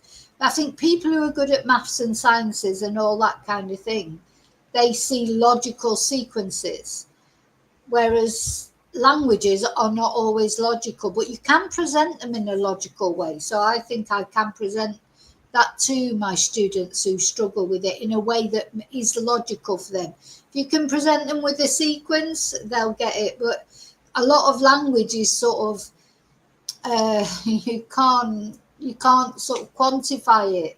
It's almost instinctual sometimes, language. And if you haven't got that instinct, it can make it harder for you. So I think Debbie is spot on what she's saying there. To get a tutor in to teach the maths part, perfect, because if you're not any good at maths, how can you teach anyone about it? I couldn't teach anyone maths.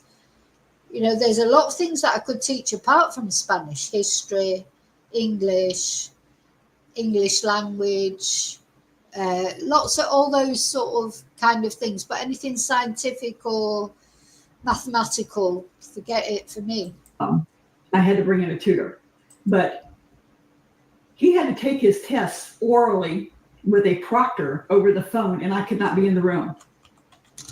And did I help him with his homework? Yep, I did. Don't most people help the kids with their homework? I didn't do it for him, but I helped him. I wish you were my parent because I never got help with homework. Anyway, and I also gave him courses that they weren't offering in school. We did marine biology. We did oceanography. We did stuff that he liked. He loved dinosaurs. We looked into that. So I feel like he got a better education at home. That's interesting, isn't it? He loved dinosaurs because quite a lot of people I know with autistic children, their children like dinosaurs, get obsessed with dinosaurs. You know, they know every single dinosaur that ever existed. Is it why dinosaurs? I don't know. Maybe it captures the imagination. But yeah, I wonder if he has got some autism. I'm not saying that as an excuse, because lots of people are autistic and they don't go around abusing sort of children. I'm not saying that. I'm just wondering if he has got, because I do think he has got no empathy. You know, he's got no, it's all about him, isn't he? He's not bothered about anybody else, really. Even Madeleine, you know, everything about Madeleine and about losing her and about her dying, and when he's got upset, it's all about how it's affecting him. Do you really think he's bothered about Madeleine herself? Or even Jen? He appears to be sometimes, but that's his manipulation, of course. Personally, I don't think he's bothered about anyone except himself. That he got in school, he didn't have the distractions. He could concentrate on his work. He wasn't distracting the kids around him, and he wasn't frustrating the teachers. But when he described his algebra teacher to me as a woman who stood at the blackboard with her back to the class, talked to the backboard while doing, you know, combinations up on the board, doing algebraic expressions, and they couldn't understand her, couldn't hear her, and she never helped anybody do anything. And I said, why is he even here? You were still allowed to participate with the school because you were still basically enrolled with the school. So he still got to go to prom. He still got to go to graduation. He walked and got his diploma. Got the cap and gown and the whole thing. Yep. Oh, he graduated then, so he did okay. What was he? So was he in the virtual program throughout the entirety of high school, or just a few years? What was the 2.5 years in high school? Okay. And you mentioned earlier that he tended to be a bit solitary. Was that after high school, or was he a bit of a solitary person in high school as well? Yes. He had his cadre of close friends.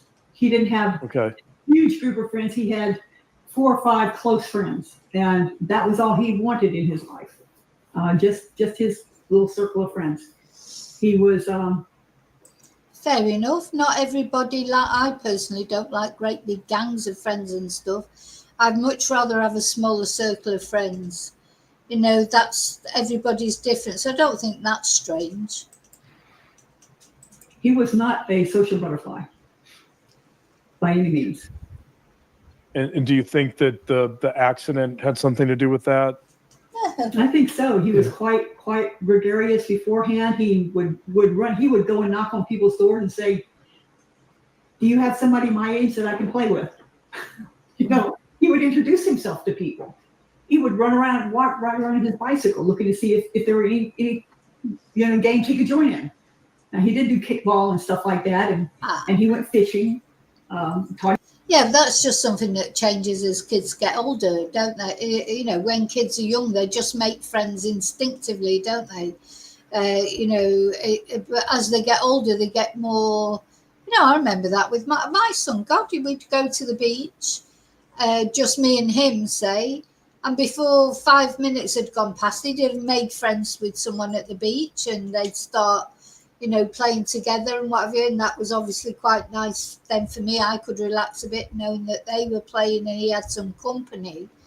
But that's something that changes as you get older anyway, isn't it? Because you get much more self-conscious as you get older, kids before puberty, basically, kids will just play with anyone, won't they? And they will go out. But then when they hit puberty and they get all self-conscious, and it does change. So I don't think that's unusual, really.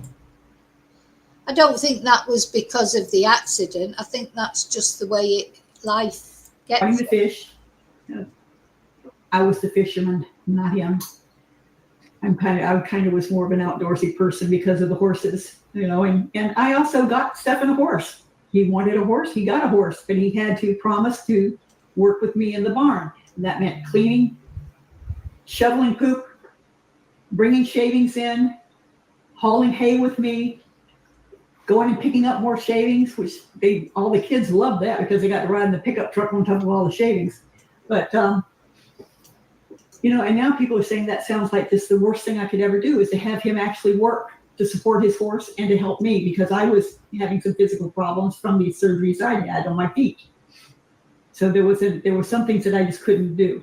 But he loved running out at night. He would just grab a hunk of mane, hop on their bareback, and they just run around the pasture.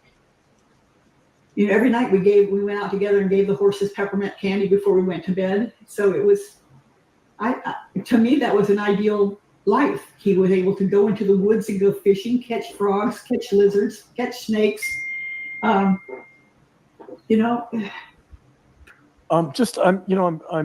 guys are helping me kind of develop a picture of your son, and the more you talk about him, obviously, correct me if I'm wrong here, but it feels to some extent like your son was very childlike in a way. Like it's almost like with his interest in games as an adult and the solitary pursuits, it almost sounds like he really struggled to grow up. Yeah, I think so. Yeah. And I will also say he's a narcissist. Oh. Okay. It was all about Stephan. Oh my God. Oh my God. So she actually said it. She said it. Oh my God. What has happened to Debbie? She's gone from those phone conversations in prison where I was literally calling her Fruit Loop because it felt like she wasn't just seeing things for what they are. And now listen to her. Oh my God. Stephan wanted something. Stephan wanted it then. He didn't want to wait. He didn't want to wait for Christmas. He didn't want to wait for his birthday. It was now, and he would throw a fit. And that was hard. That was hard on us, but it was harder on him because we didn't give into it. Even when he was younger, he would teenage years, he never grew out of that. No. Kept waiting for. It seemed like there was a disconnect. You were like kind of this close, and all you needed to do is make this connection. And it's like, John, he had no impulse control. Yeah. Really, okay. If he wanted to do it, he did it. And then he paid the consequences later. He got put on restrictions. He had his car taken away. At one point, I went in and stripped his room of everything that he had because he had gone for 6 weeks without cleaning his room, and I had begged him for 6 weeks, please clean your room, or I'll come in and do it. No, I'll do it myself. Okay. Well, finally, I went in there and I took his wallet. I took his car keys.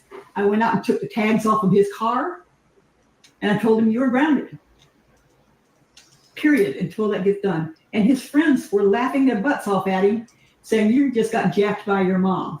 Said, get in there and clean your clothes, clean the closet and clean up your room.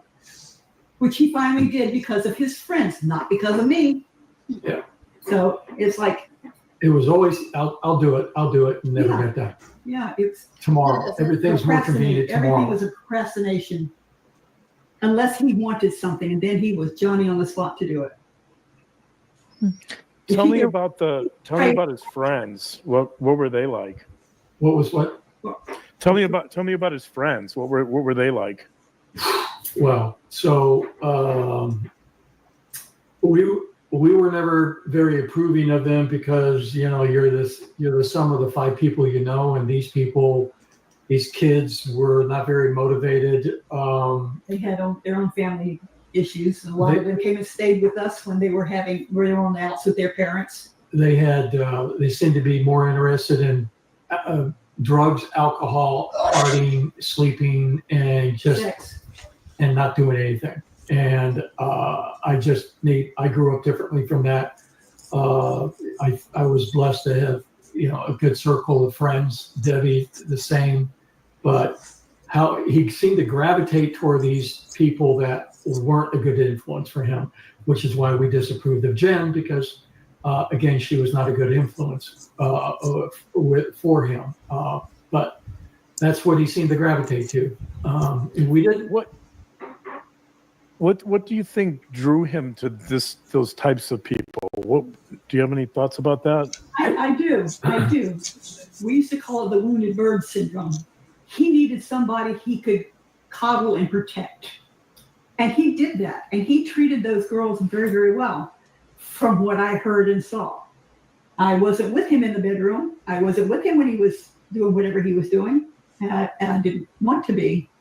So I think he just felt so, his self-esteem was very low that maybe he just gravitated, didn't feel that he was worthy of somebody equal to him, greater than him. You're always better off, I think, associating with people that are smarter, have more to offer than somebody certainly beneath you, because they're just going to drag you down.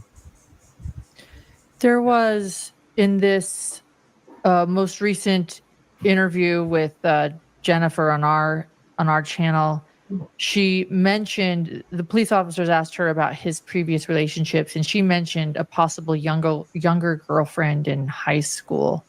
Do you know about that? She said that Stephan would have been graduating later, so he would have been like 19 or 20, and she might have been 15. I think that was said in the...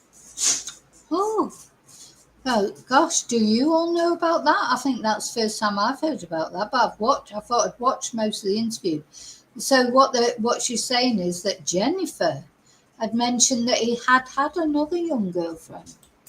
Interview, but that's not accurate. He graduated on time. He graduated at 17. Okay. I'm not sure who she's referring to. We have seen in some other conversations with YouTube about the possibility of somebody.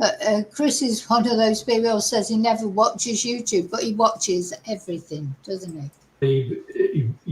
Younger, maybe underage.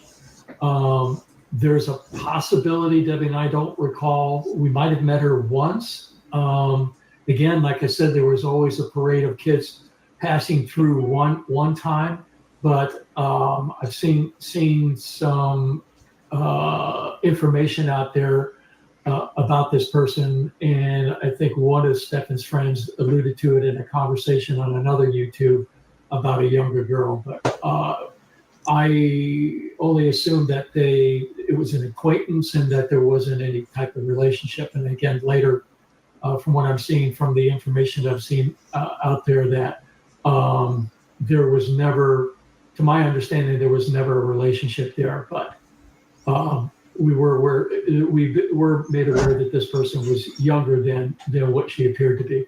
In the last few months, never then. But the other thing is do most parents stop their girlfriends at the door and say, "Excuse me, do you have ID and how old are you?" The only thing I remember of her was Stephan coming in and saying, "Hi, this is so-and-so." I can't even remember her name. That's horrible. That's like I said, it's just a parade of people. We're going to go up and watch some TV. Is that okay? Yeah, sure. Would you like some snacks? Get you some Cokes, chips, whatever, go up with you. And that was it. She came back down. She wasn't adjusting her hair. She wasn't adjusting her clothes. I don't think they were up there having sex. They were just visiting. And it was only like a 45-minute visit. So who knows? Right. And I never questioned anybody. The other girls that he was with, he was in school with at the time, so they were his age. Yeah. I was gonna ask that. Were most of his friends his age, or was he drawn to younger friends? They were all. So that's interesting, isn't it? He didn't seem to be drawn to younger people per se.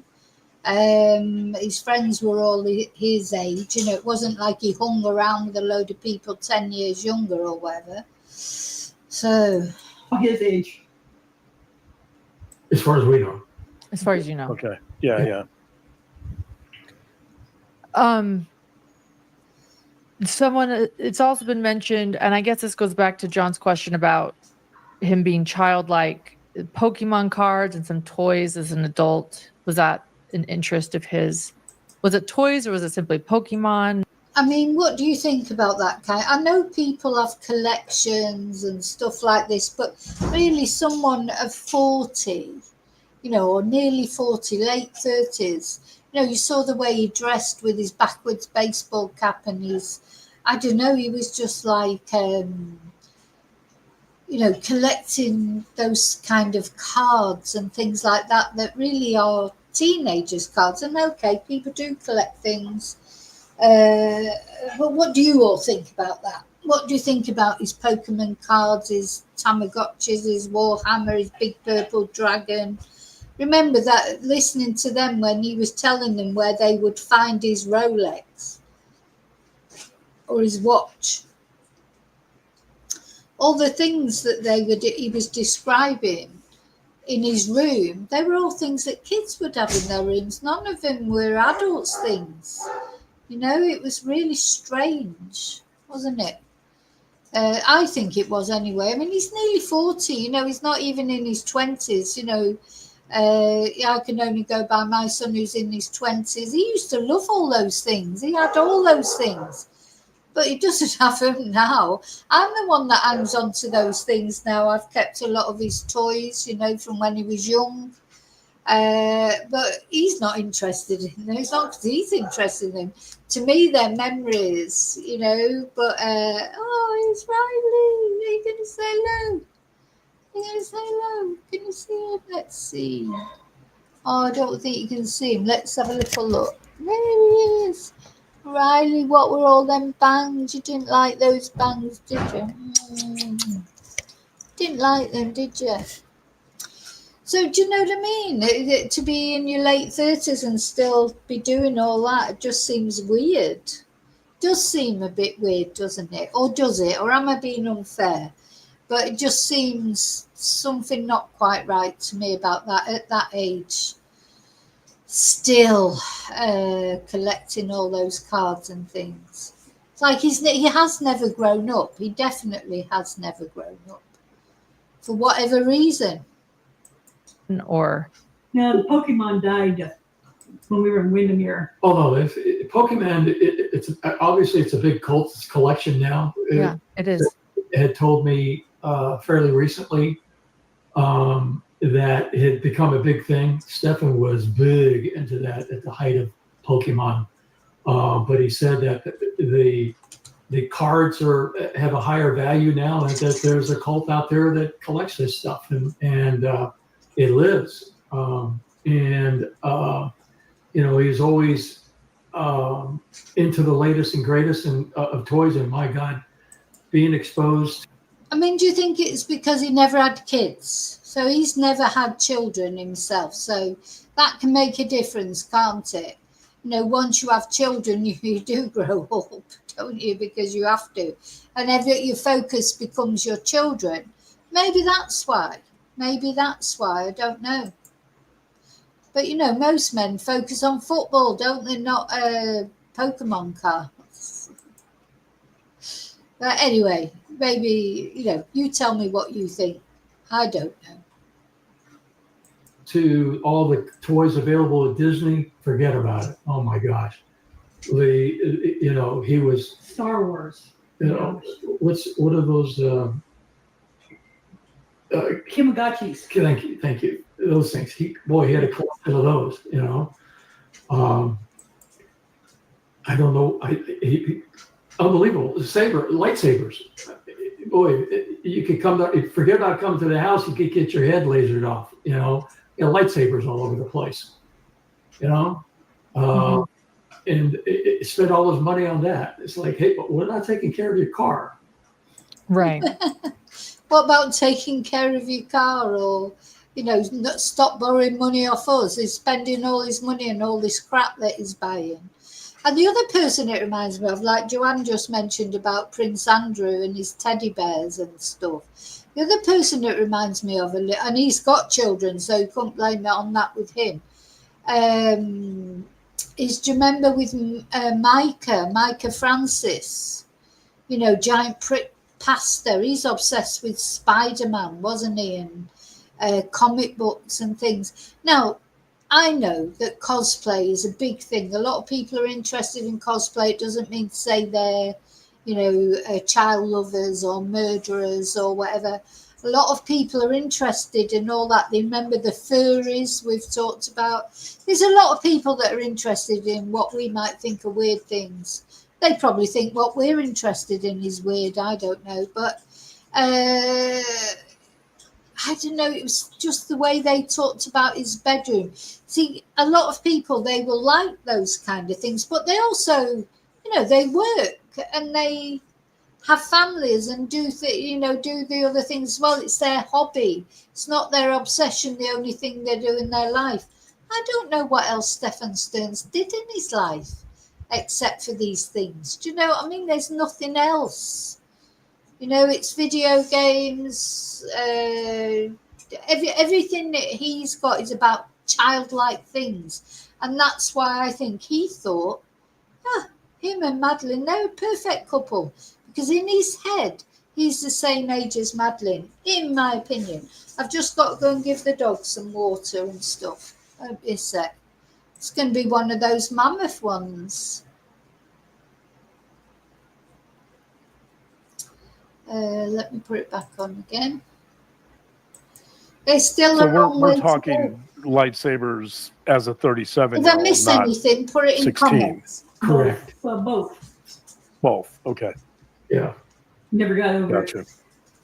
Okay. Maintaining. But yeah, it's odd to me that a 37-year-old man would buy one of those, what is it, that the white helmets on the bad guys. Star Wars helmet, whatever. You know, and the glove, whatever the glove was that.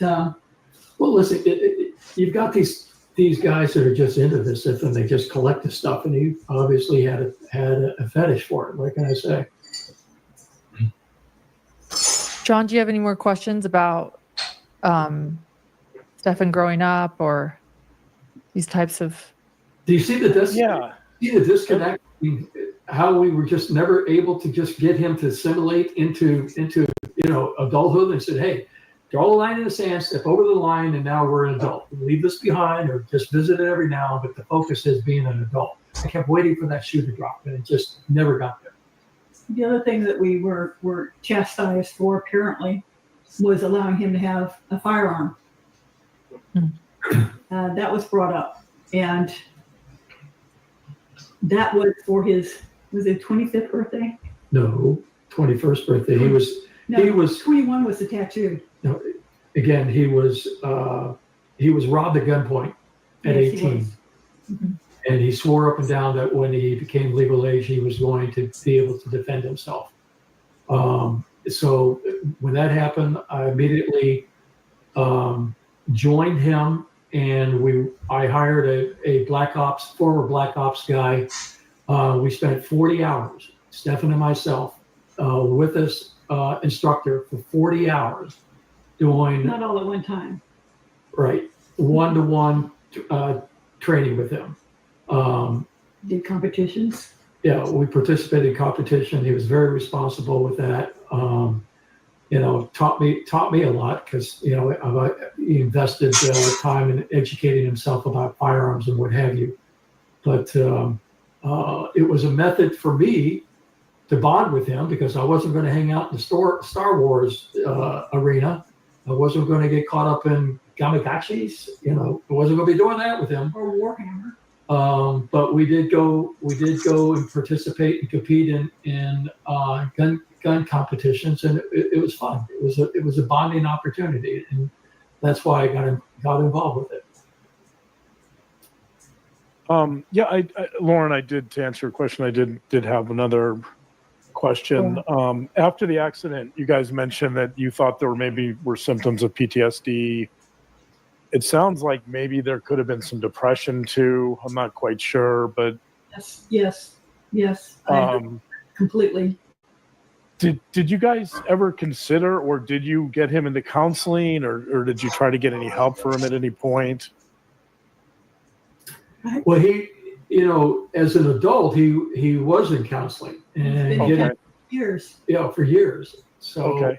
I don't know. Obviously, we're not privy to what was discussed and what have you, but Yeah, no, I'm not. I'm not faulting you. I think I'm just more interested in whether you. I guess part of my question is whether you thought that his problems rose to the level of seeking help, or do you feel like they were kind of under that bar still I felt as like a child?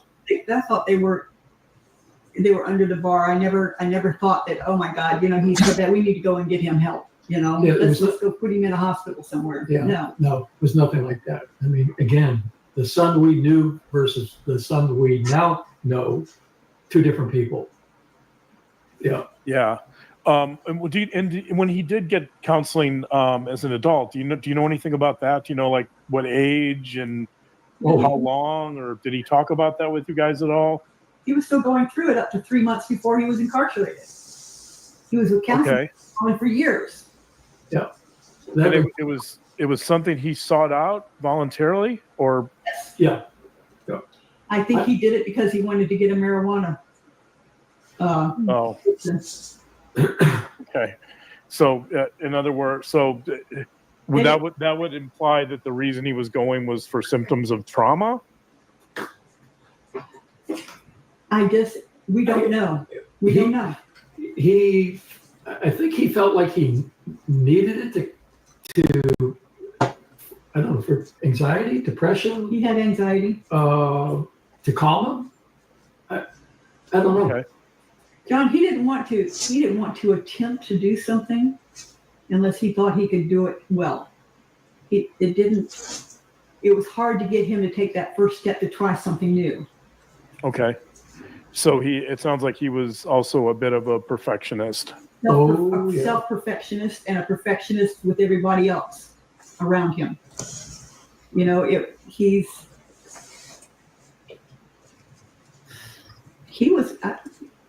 I think he was an emotional bully. Oh. Could you say more about that? Well, because I think he wanted people to rise to his level when they're talking. If they're talking and they're not making sense to him, he would say something about it. People don't understand. Stephan had an IQ that bordered on genius. Seriously, I'm not saying that because I'm his mother. Oh my God! So did she just say he was a bully? Hey Heather. Hey Annie. This started ages ago. Oh, it's boiling in Cambridgeshire.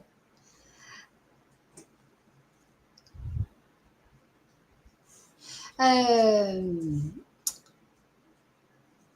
she just say he was a bully? I'm sure she did. Let's just have another listen to that. I just caught it because I had to clear up after the dog. Just got myself something to eat. I'm going to have a bit of tortilla in a minute because this has gone on a lot longer than I was expecting. And then I just came back, I'm sure, in time to hear Debbie say he was a bully. Oh, she's definitely woken up to him, hasn't she? I think he did it because he wanted to get a marijuana. Okay. Oh. So in other words, that would imply that the reason he was going was for symptoms of trauma? We don't know. We don't know.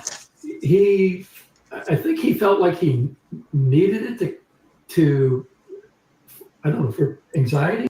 I get the feeling from what they're saying now is they are aware that Stephan is not the golden balls that they thought he was. Depression. He had anxiety. To calm him. I don't know. Okay. John, he didn't want to attempt to do something unless he thought he could do it well. It was hard to get him to take that first step to try something new. Okay. So it sounds like he was also a bit of a perfectionist. Self-perfectionist and a perfectionist with everybody else around him. You know, he was, I think he was an emotional bully. Could you say more about that? Well, because I think he wanted people to rise to his level when they're talking. You know, if they're talking and they're not making sense to him. An emotion bully, she said, didn't she? Either an emotional bully or an emotion bully. Well, she's definitely woken up a bit to Stephan, isn't she? He would say something about it. People don't understand. Stephan had an IQ that bordered on genius. Seriously, I'm not saying that because So an IQ that bordered on genius, and he used that IQ just to be like a total waster. But you know, quite often killers have high IQs, don't they? I think Ted Bundy had a high IQ. A lot of killers do. Is there a relation between high IQ and lack of empathy or narcissism? I don't know. Sorry, I'm just chomping a little bit of tortilla. his mother. I'm saying he was tested. He was very high IQ, but the functionality level that he had with that IQ was not there. It didn't match unless he wanted it to. And when it matched, it was magical and it clicked. He could become almost expertise in anything once he did a deep dive into something that interested him. Unfortunately, nothing that he went to find a job with interested him. So, yeah. Was that testing done, by the way, as a consequence of the TBI, or was it? Let me back up a little bit. That after his fancy having a practically genius IQ, and you can't even be asked getting a job. Or the only job he was working at Disney, wasn't he? His accident and the traumatic brain injury, and I guess I should say what a TBI. I guess we haven't defined TBI. Maybe some people at this point don't even know what the TBI stands for. Traumatic brain injury. So in other words, it would be, in simplistic terms, it would be potential brain damage. yes. So was he? Could you talk a little bit more about the aftermath of that? Was he hospitalized for a period of time? Nope. No, they treated him, kept him for a couple of hours, did a bunch of x-rays, did an MRI, him home. Because I think they offered to keep him overnight, but I wanted him to come home. I would rather be home than in a hospital exposed to a lot of germs. And I'm kind of weird that way. I don't like hospitals, but I ended up having to take him to a chiropractor to get him to walk straight again. He was walking on a cane for over a month. Wow. Okay. So he walked in there on a cane. He walked out twirling it around like, Groucho Marx. So it worked. But the car had run over his pelvis and his low back when it hit both times. So he got double squatted. Did you notice any memory loss after the accident? Yes, I did. He couldn't recall things easily. We would have to sit down and refresh his memory on some things that happened. He would look at pictures and he would say, where was this taken? When was this? So yes, he lost a chunk of memory. And so was the cognitive testing or the neuropsychological testing, was that done later to kind of assess? That was because of the school system. Oh, they highlighted him as they thought potential ADHD, and we ended up going through a doctor then who evaluated him, gave him all kinds of tests and everything, and found that yes, he is ADHD, and he wasn't before. He was very focused before. I mean, the kid was laser scope focused on things. After that, he couldn't keep a conversation going, or he would skip ahead. He would know what you were going to say. He could project out what you were going to say, and he would start answering what you were going to be talking about in 5 minutes before you ever got to it. And it drove his teachers bananas. Oh my God. Gotcha. And so I presume I that think if Stephan doesn't get the death penalty, it's going to keep the prison psychologist occupied for the next 50 years, isn't he? Until he shuffles off the mortal coil. He sounds like there's a lot to explore there with Stephan. whoever did the testing knew about the brain injury. Yes, they had all the records from the Okay. Okay. Gotcha. Okay. Interesting. That would be an interesting report to read for sure. I wish I could find it. I can't. As we've moved too much, I don't know. It could be buried somewhere, but I can't put my hands on it. I can't. In fact, we would like to see the doctor's reports too, and I believe that because there was a lawsuit over the accident, that there is a copy of it someplace in Sarasota, in the county. So Yeah, his defense attorney will probably want to see it at some point too. By the way, they know about it. They said they would find it. We got all the copies of the. He was when he had that kidney surgery in California. He was one of the first people that they used the robot on, and so they used his case in a book. Oh wow! Wow. One of it involved one of his arteries being looped over the top of his ureter, and as he grew and his trunk expanded, it was pulling that artery tight, like crimping a hose. Yeah.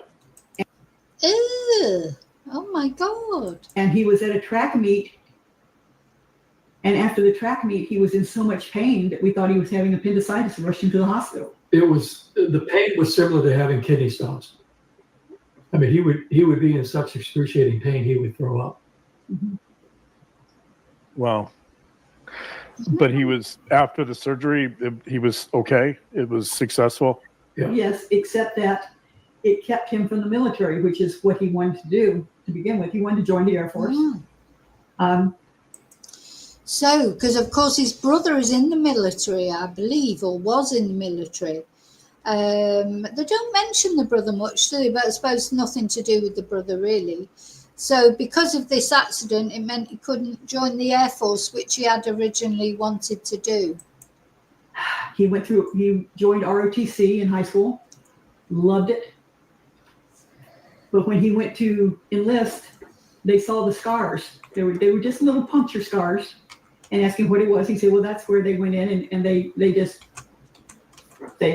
fixed the artery over the ureter. There's no problem with his kidney after that. But because there was a kidney involved surgery, he was being disqualified. Passed all of his testing with flying colors, but because of that, they didn't let him in, and that was a real blow to him. It kind of upended everything he thought he wanted to do with his life. Yeah. So, and he would have been roughly what, like 19, 20 at that point when he applied for the Air Force? 18.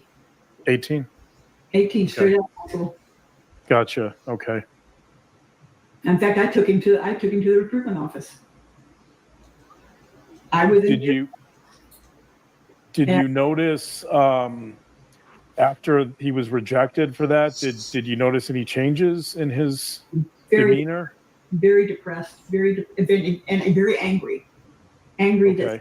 Which ended up being so minimal, was going to cause such a huge rift in his life.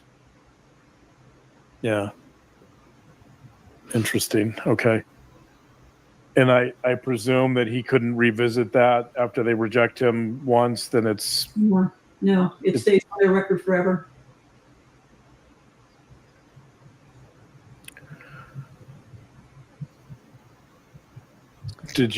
Lauren, it sounded like you... Yeah. Oh, sorry. There was a phone call I was getting and it came up on my earphones and I thought everyone could hear it. So I apologized, but I didn't mean to. Yeah, I couldn't hear it. Okay.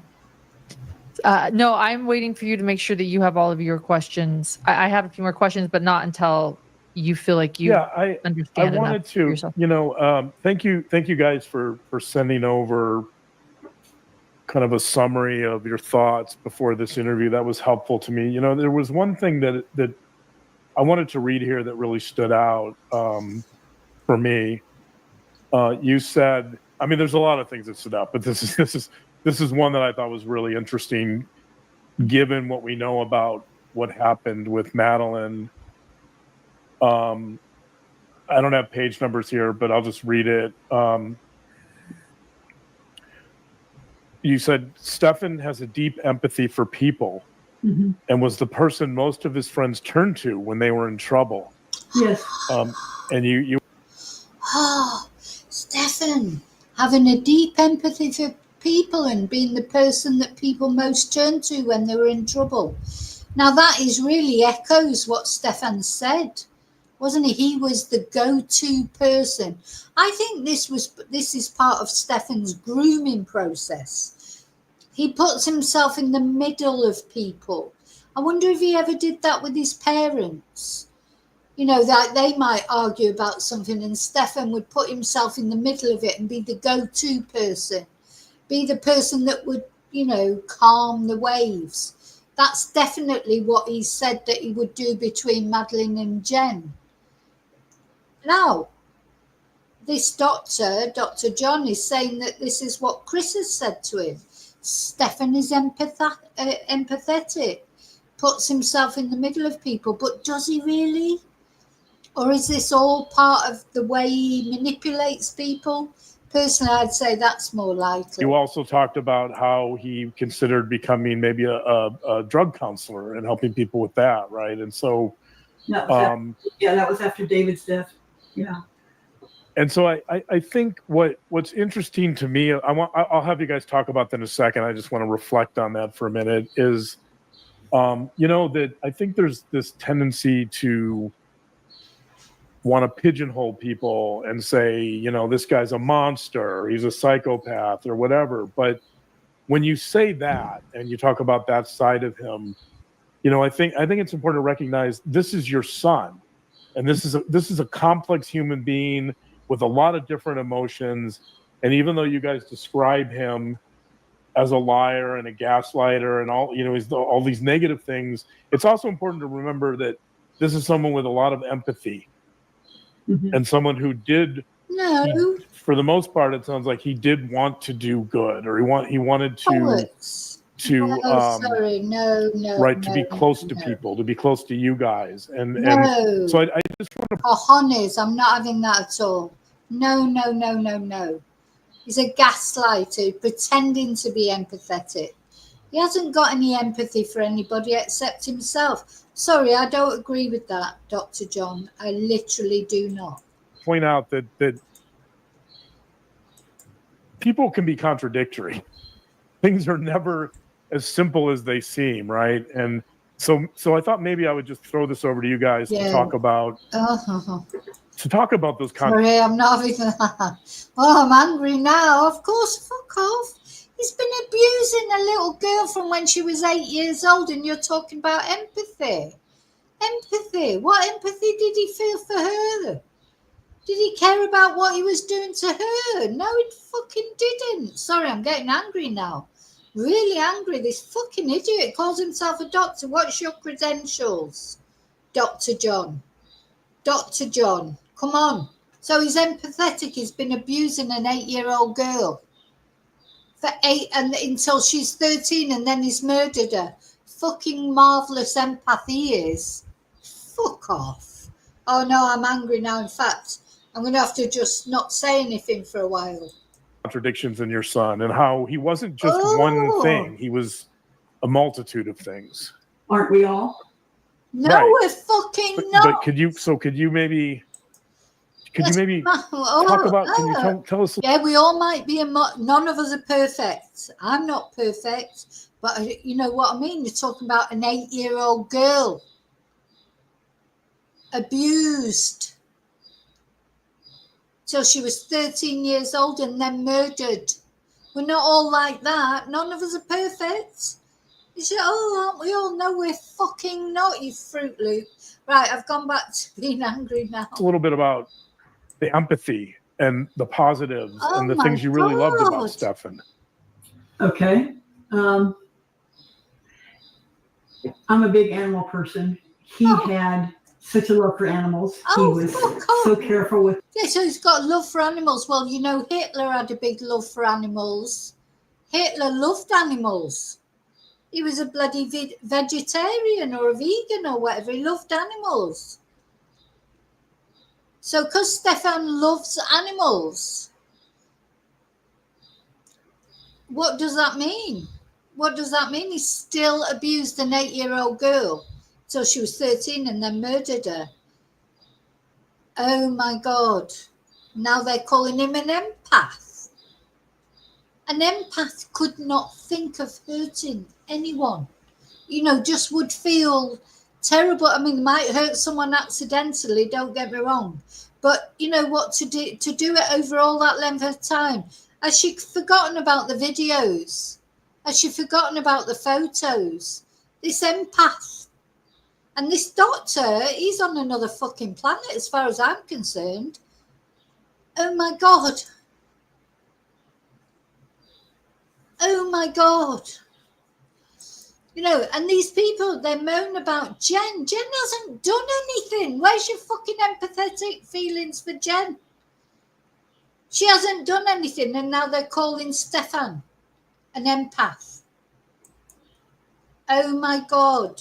God, I'm so angry. I am so angry. I mean, even when he was living with Jen, they found a kitten in the parking lot that was basically dying, and they scooped it up, took it down, and brought it back. She still got the cat.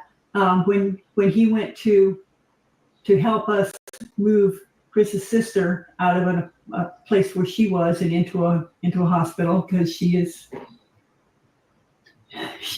has some problems. She's in assisted living. She has dementia. Yeah, she has advanced dementia, but she had a dog. So let's remember somebody else who loved animals. The Moors murderers. They loved animals, didn't they? You know, Ian Brady and Myra Hindley bloody loved their dogs, didn't they? Loved them.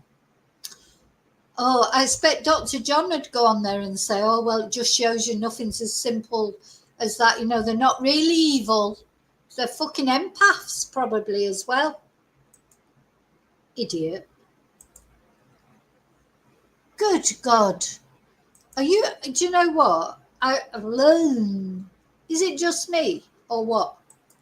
Well, they found that dog in the apartment in horrible conditions with a harness that was grown into his body, and Stephan couldn't leave the dog behind. He brought the dog home with him, and on the way home, he called. He said, "We've got to get him washed. We've got to get him groomed. He smells. He's got poop all over him, and you know." And so we did. We paid for that, and he brought that dog home, and that Sailor, and that's who Jen has now as her ESA. So, what a hero Stephan is. Well, thank you, Stephan, for looking after that dog. That is a good thing. Of course it is. In the meantime, then he probably went home from looking after the dog and abused Maddie, did he? God. So he loved the animal, loved his horse Rue, really did. Loved all the horses, loved all the poodles here. He had his own poodle for a while, Shadow, but then when he left home, he couldn't take Shadow with him. And Jen didn't want a big dog because he would jump up and knock Madeleine over. So when the chance came to rehome Shadow, we did. And that broke his heart because we did that. But Skippy the squirrel. Skippy the squirrel, yes, he was always bringing animals home. He got bitten by a snake, and he came and got me. He says, he's holding his, it bit me. I'm going, okay. Found a bucket, had a splatter screen from the frying pan. I put over the top of the bucket. We jumped in the car, ran to the emergency room, and I'm going in there. I'm saying, I don't know what happened or what it is. Oh, yeah. And now that's just reminded me, of course. Remember the poodle ambulance, the car that Stephan Sterns transported Madeleine's dead body in? That's that. Oh, what an empath! What fucking empath! He found Madeleine dead accidentally, and instead of phoning the police or trying to get the ambulance there to see if she could be saved, he put her in his car or in his mum and dad's car and pretended she was alive as if he was taking her to school. What an empath. What an empath. And then he transferred her from the front seat into the boot, disposed of all her school items and everything in the bin. What an empath he is. And then these pair of empaths, now I'm getting angry with them again, and I've been feeling sorry for them all the way through this video. Feeling a little bit sorry for them. Then these pair of empaths, and we're asking when they're going to get the car back. The car that's had a dead girl in that they considered was their granddaughter, a girl they knew, supposedly loved. What pair of empaths? Oh yeah, when can we have the car back? Because we need it for a poodle ambulance. Do you know what I would be saying to the police? As soon as you finish with that car, take it off, dispose of it, crush it. I never want to see that car again that dead 13-year-old girl has been in. Oh my God, this is just a family of empaths, isn't it? Oh God, what family? Yes, but my son's been bitten by a snake. Well, this is Florida, we've got quite a few. And I remember that the guy said, well, can you describe the snake? I said, well, yeah. I said, here it is. And I handed him the bucket and everybody cleared the room. I mean, people were running. So found out that it was fairly harmless, but still, he would just reach down and grab them, pick them up. Lizards, chameleons, the aquarium. Oh my God. And then he brought home this huge soft-shelled turtle that had been hit by a car. Well, we had a pool in the backyard where he could rehab that. And my horse was badly hurt in an accident. And I rehabbed him. And really, I think all of us kind of tended to go in that direction with rehabbing animals. And he was going to try rehabbing people, I guess. I don't say that casually. I mean, rehabbing people. He was rehabbing Jen. He was rehabbing her just out of the goodness of his heart. Nothing to do with the fact she had an 8-year-old girl that he could abuse. No, he was rehabbing. He was helping. He's an empath, isn't he? Yeah. What? So what was she, 8?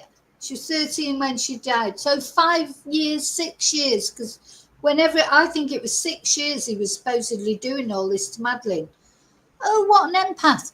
Rehabbing people. Oh, what a bloody star he is. Not only did he rehab animals, he was rehabbing people, but only actually single mothers who had young girls that he could mold to what he wanted. Oh my God. This was back to the delusional Fruit Loop now. Sorry, Debbie, you've gone now again. Seriously, he had his ups and his downs, and he had things that he had done wrong. And he dabbled in stuff that he shouldn't have probably, but he never got addicted to it. So I think he empathized with people who did. If that helps, I don't know. No, he always things that really made me angry, still does, is he always covered for his friends. He would lie to us about what they were doing when they were doing something wrong. And I felt like that was disloyal to us because he would bring them into our... We're back to it's all everybody else's fault, not little Stephan's fault. Oh, Stephan the empath. I've heard it all now. And that doctor needs bloody disbarring or and ask us to help them. And I would, because my mother did the same thing to me. Any of us who had a friend in need, my mother's house was open. If she had a child in need, house was open. She took me back in when I needed it. During our almost divorce that everybody seems to be so interested in. It happened over 30 years ago. And if we could get through the get through it and forgive each other and come back stronger. Why can't they just leave us alone about it? And I don't think that affected Steph. Chris looks very uncomfortable there, doesn't he? But she's right. I mean, you know, a lot of relationships go through hard times. They've got, I don't know exactly what happened. Didn't he have an affair or something like that? She's forgiven him. They've got moved on, whatever. You know, that is nobody's business. And if, as she says, if they've got through it, what's it got to do with anyone else? Absolutely nothing. But, you know, it was the only person, the person who's the victim here is not them. It's not Stephan. It's not Jen. The person who's the victim is Madeleine. And listening to all this crap about Stephan being an empath. Ridiculous. Stephan. Didn't last that long. What was it? 3 or 4 months? A minute. A minute out of 44 years. Did you talk to Stephan about that situation? The empath. I never gave him the reason why. And I was going to California because I had to have some surgery done and I needed to have somebody that could help me rehab from it because I was not. He was never exposed to it. No, he was not. So it was like a moot point. I guess it was a point. But I didn't run away to California just to escape Chris. I went there because Chris was working and traveling and I needed help. And my mother offered to help. Okay. So you don't see that as having any impact upon Stephan? No. No. If anything. He was what, 7 years old at that time? Yeah, he was in elementary school. Yeah. Yeah, he wasn't part of it. There wasn't any confrontations because we were separated at the time. So it was just, no, he was not involved. So just in general, as a child, how would you describe Stephan? Before or after? I would say it's two sides of the same coin. There was one side absolutely delightful and beautiful and wonderful and proud to be his parents, and there was the other side that came later that sometimes you didn't even like him. I mean, I can say I can love somebody, but I don't have to like them. I don't have to like the way they act. But that doesn't mean I don't love them. And that doesn't mean that we're ever, despite what anybody on YouTube says or anybody hints at, we are not abandoning our child. He is wounded. He is having PTSD in jail. He has lost a tremendous amount of weight. He is on heart medication, high blood pressure medication. Do you know, are people supposed to really care? I did notice that he'd lost weight when he was in that court thing. But is anyone really supposed to care if Stephan is suffering after all the suffering that he put Madeleine through? Really? We don't care. I don't care about Stephan. I literally do not care. I just want to see him face justice for what he's done, that's all. The only person who's a victim here, as I say, is Madeleine. You know, so I understand Debbie's, the way she's coming from. She's his mum. She's always going to be his mum.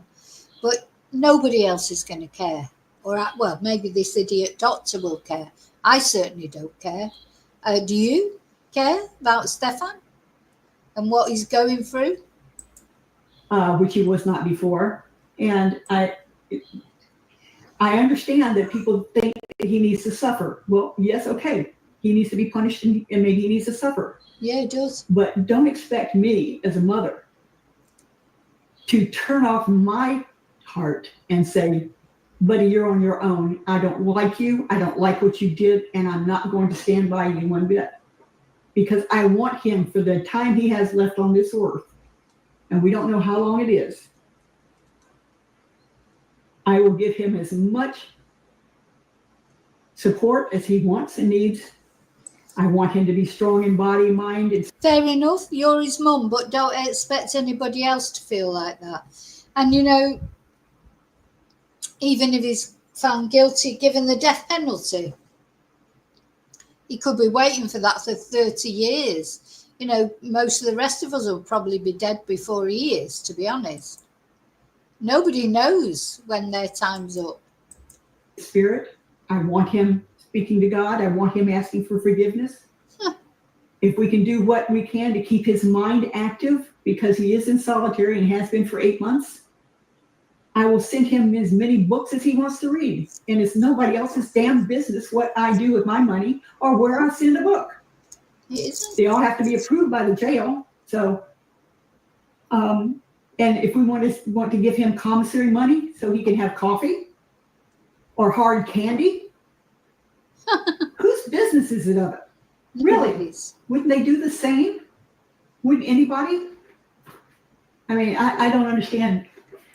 So that's what makes it even stranger. They haven't heard from him at the time of this interview, which was quite a long time ago. They hadn't heard from him for 3 weeks.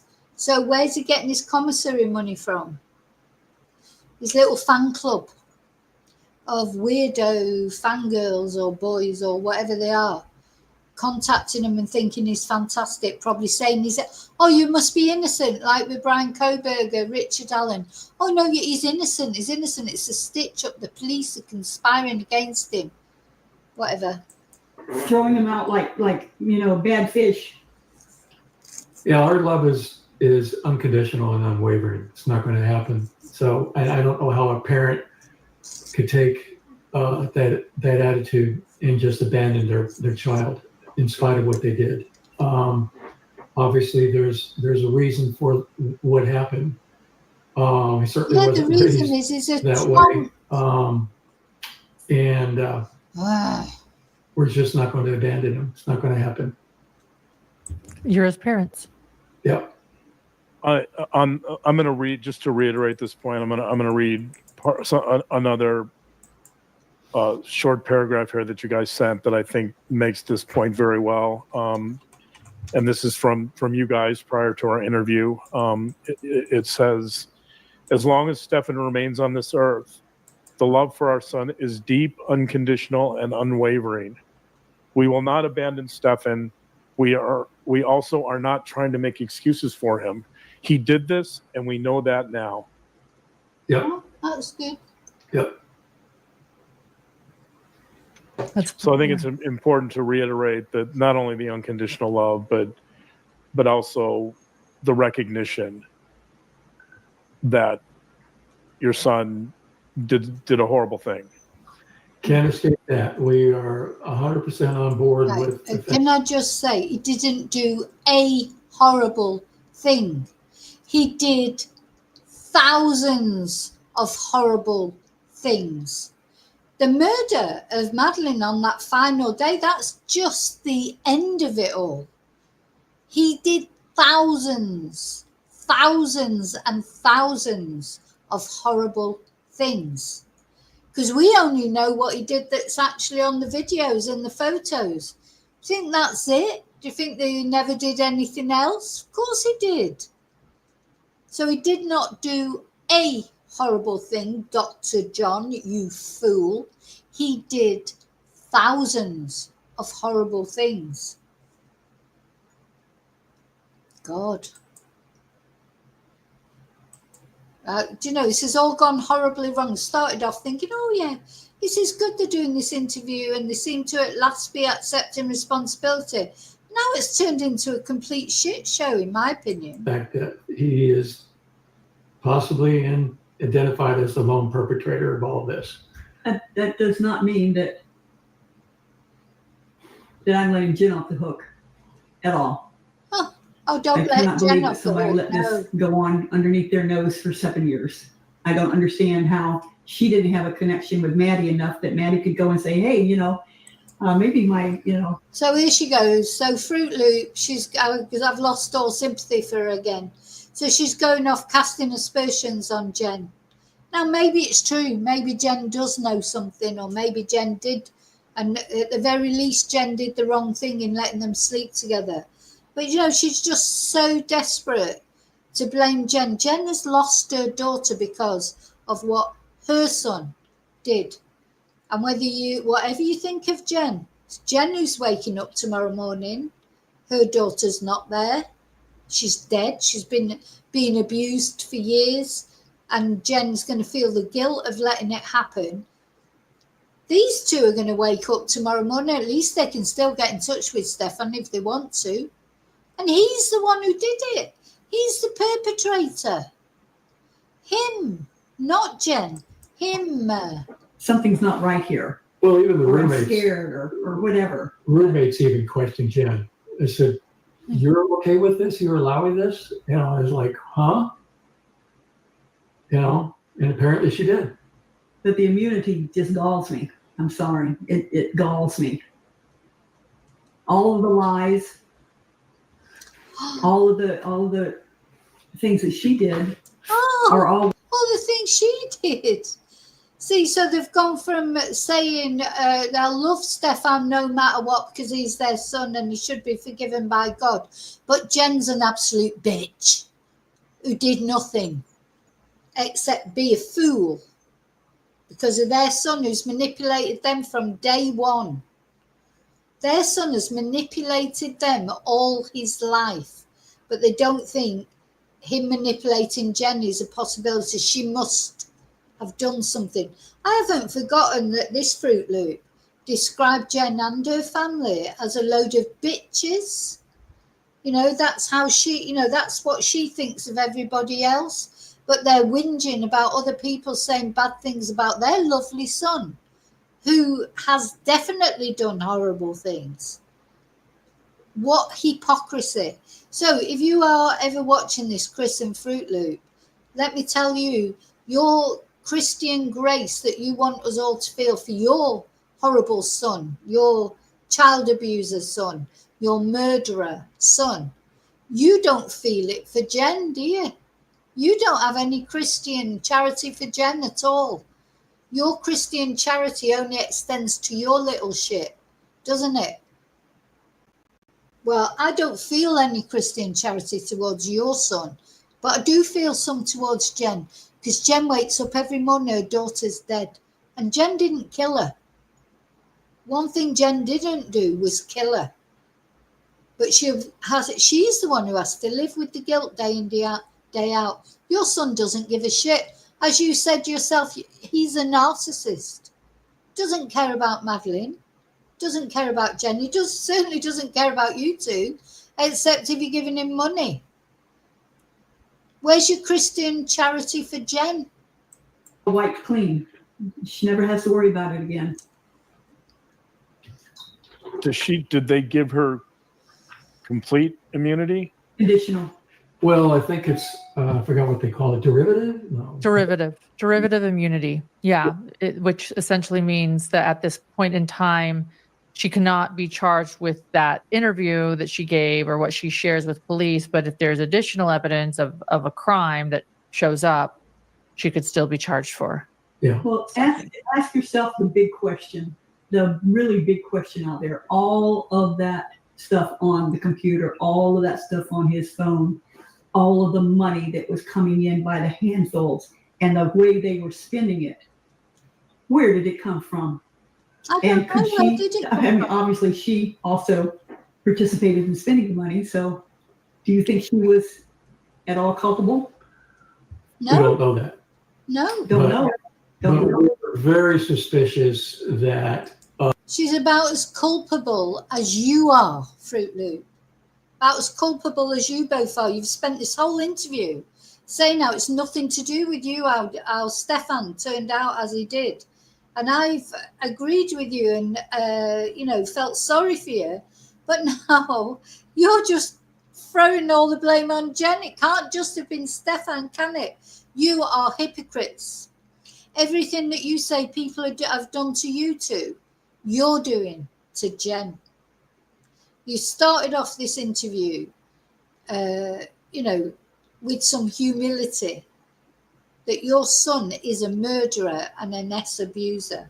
And now, at the end of it now, it's all Jen's fault, or partly Jen's fault. It's not Jen's fault.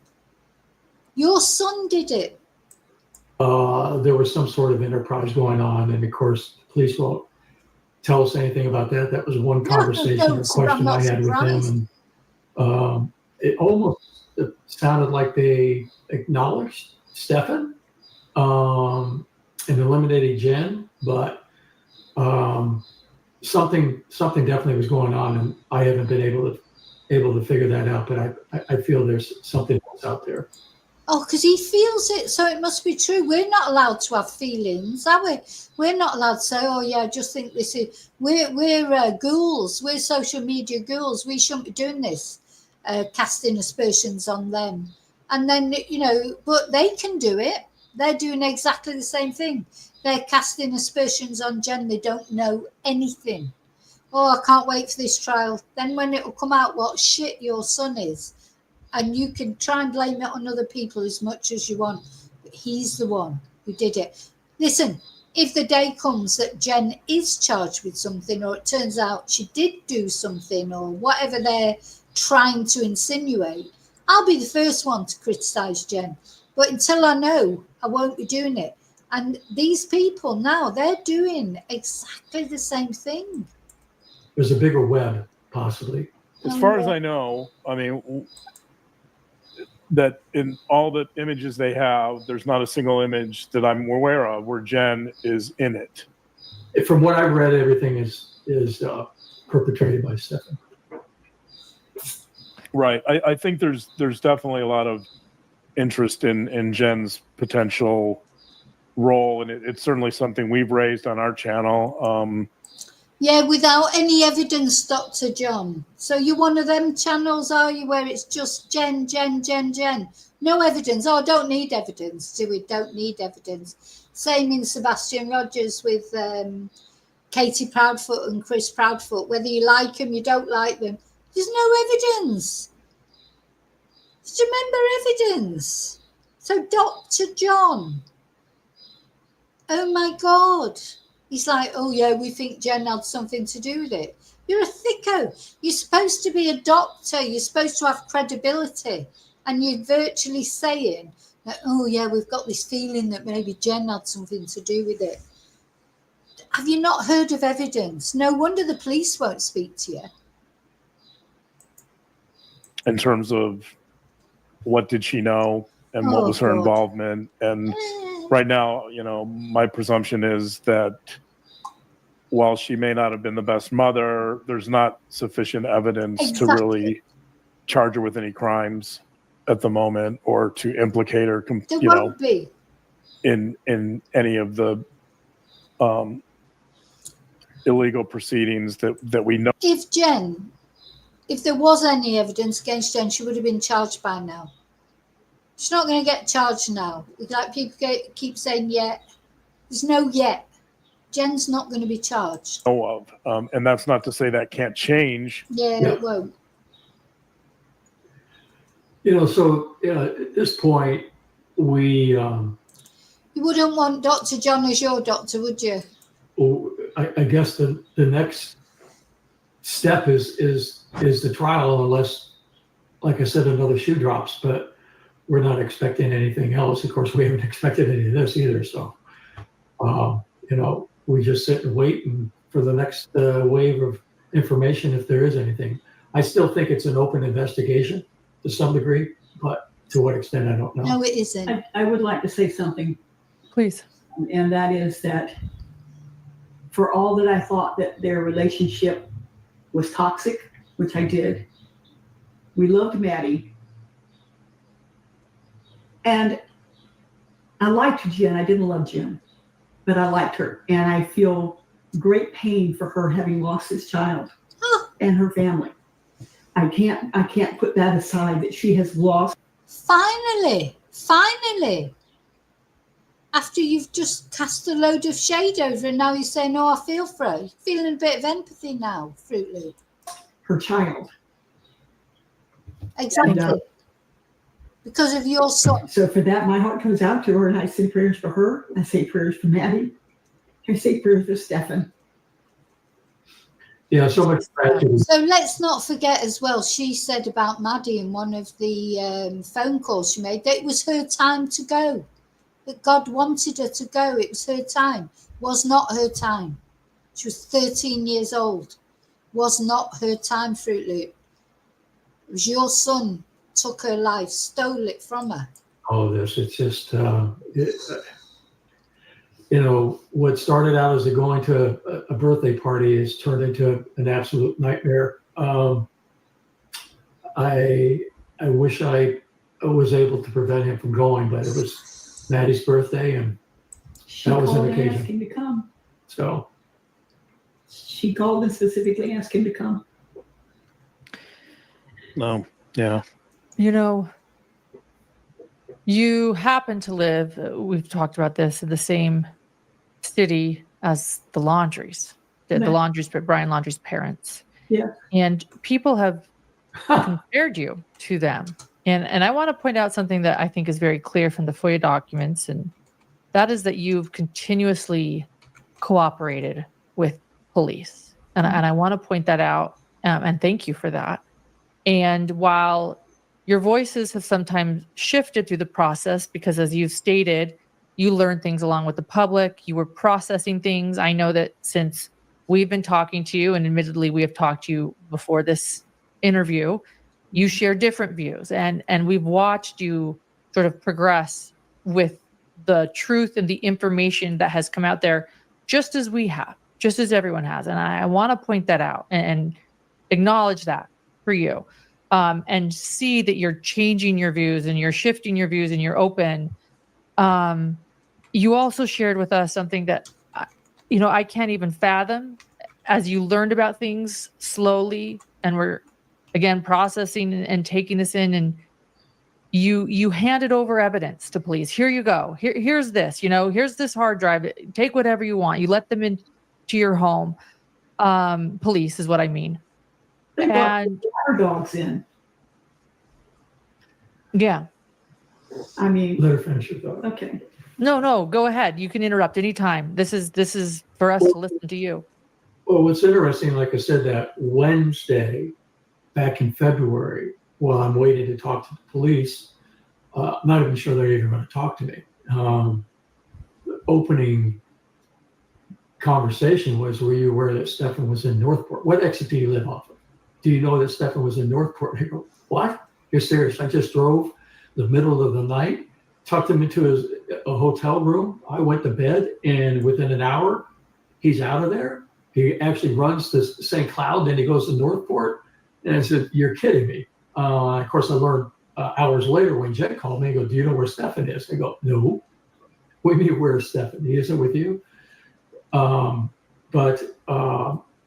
asked him, I said, hey, look, there's a desktop computer at home. Maybe you guys should come get it. He said, okay, we'll make arrangements to do that. Only to find out that the hard drive was removed from it.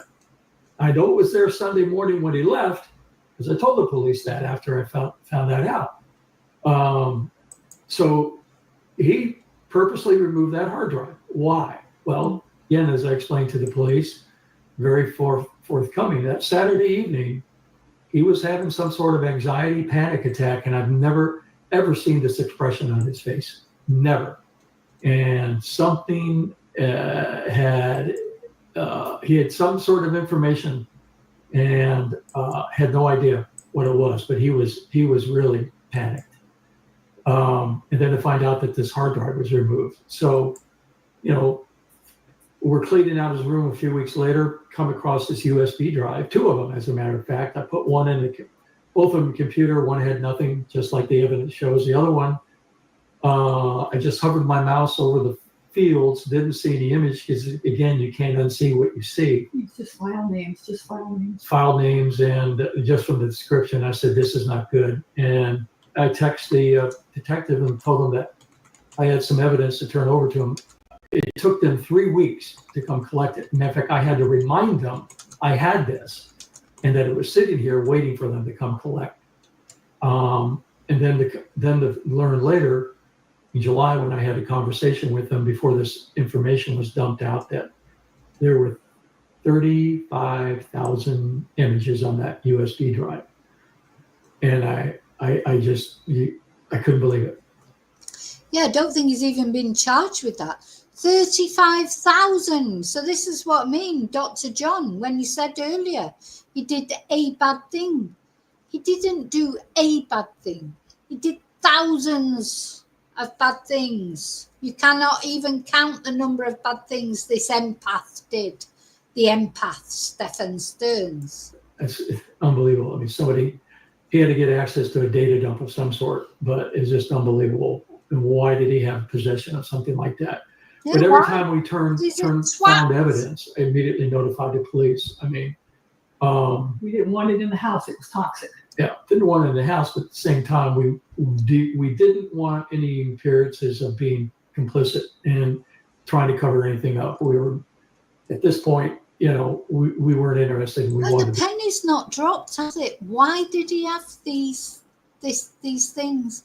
He had those things because he's a horrible, bad person. He's not an empath. He's a child abuser. He's a murderer. He's not an empath. I still can't quite get over that. He's an empath. But he had 30-odd thousand. He didn't care about those kids, did he? Oh, but he cares about animals. He's rescued all these animals. What an absolute hero. Yeah, he's abused 35,000 or he had 35,000 child abuse photos. But he loves animals. He's rescued animals. Can't have everything. the truth out there. Yeah, I remember you sharing that, discovering those, that 30 over, I just can't even imagine how many images, and learning, right, that Stephan had this in his possession, and The empath. I can only imagine. I didn't even know I don't know how big that drive was, but I didn't imagine that you could hold 35,000 images on it. Well, I guess they can hold gigabytes of stuff, so I guess they can, but it's just hard to believe it. I feel sorry for the person who went through it and looked at every single image. And the detectives did. Yeah.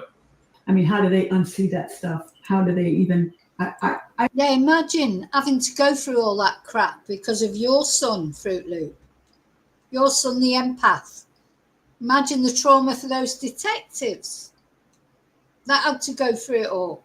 I feel like I need to give prayers for them. They really, that had to have been so hard. So hard. And people who said that he should have thrown Maddie in a lake and let the alligators eat her, or, throw in the woods and let bears eat her, or whatever. I don't think that he did that. I think he was careful in placing her where she would be found quickly. Whoa, fuck off. He was on his way to the alligator lake.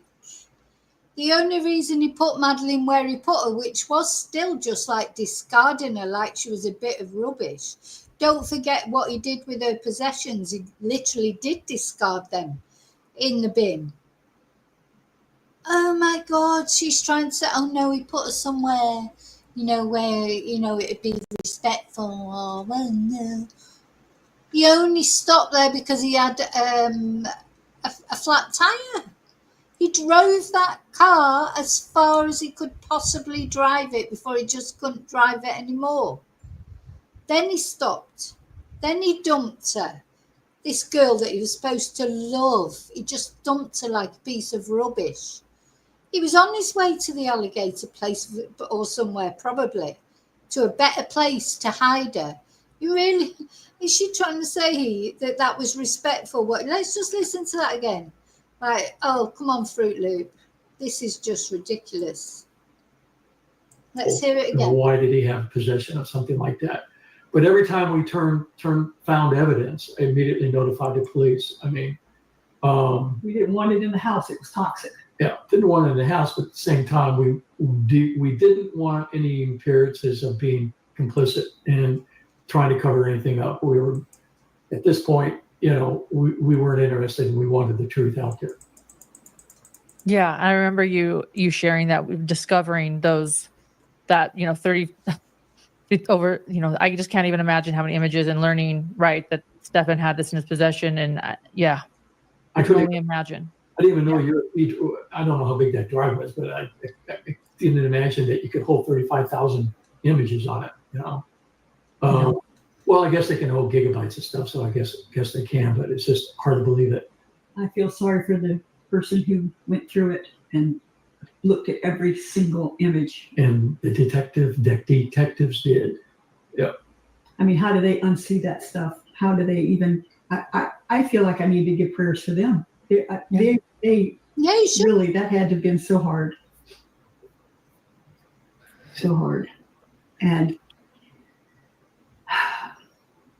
people who said that he should have thrown Maddie in a lake and let the alligators eat her, or, you know, throw in the woods and let bears eat her, or whatever.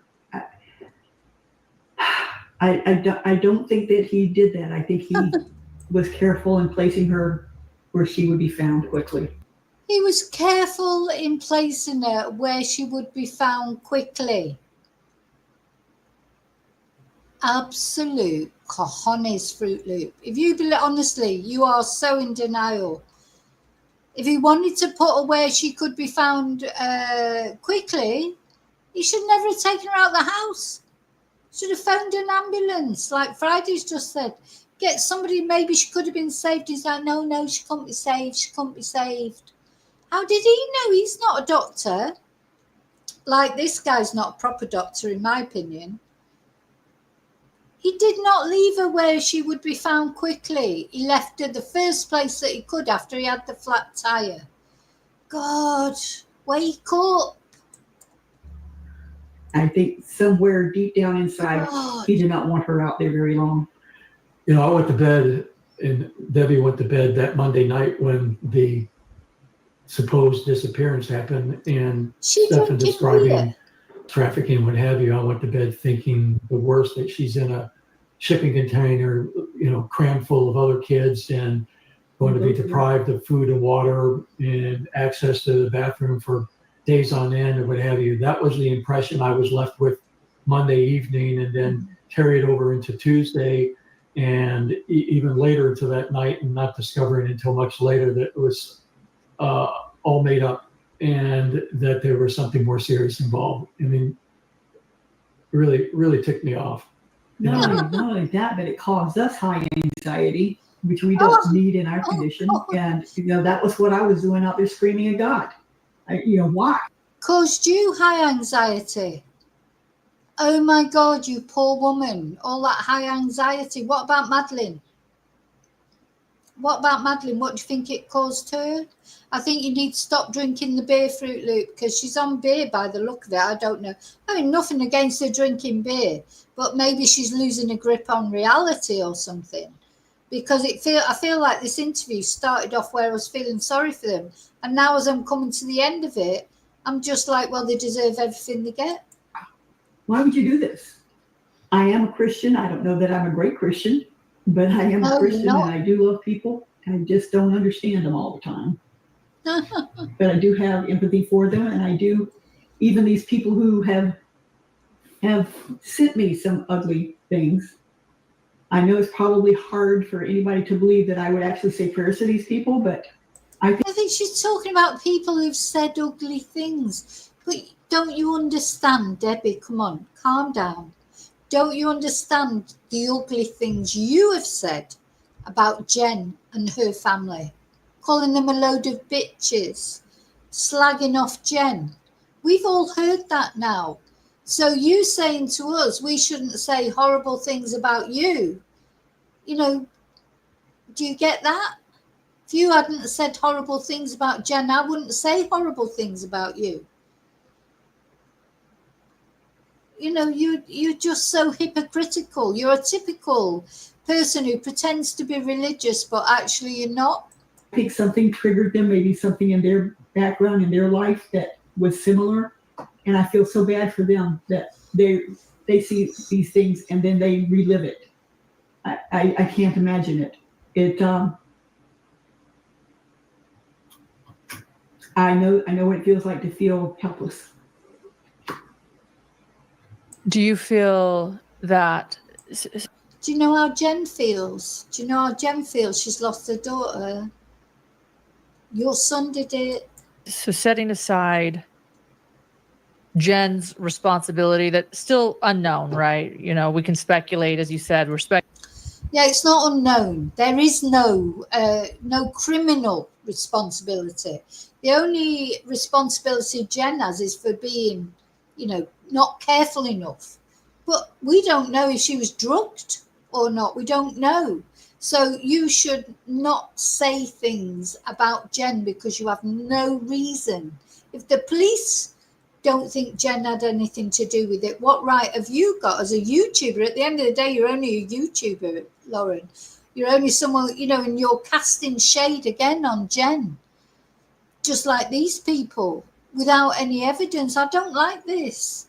That's a grieving mother. She's had to go through the birthday, Christmas, Mother's Day, all those things, knowing that she, do you think she doesn't feel responsible enough herself?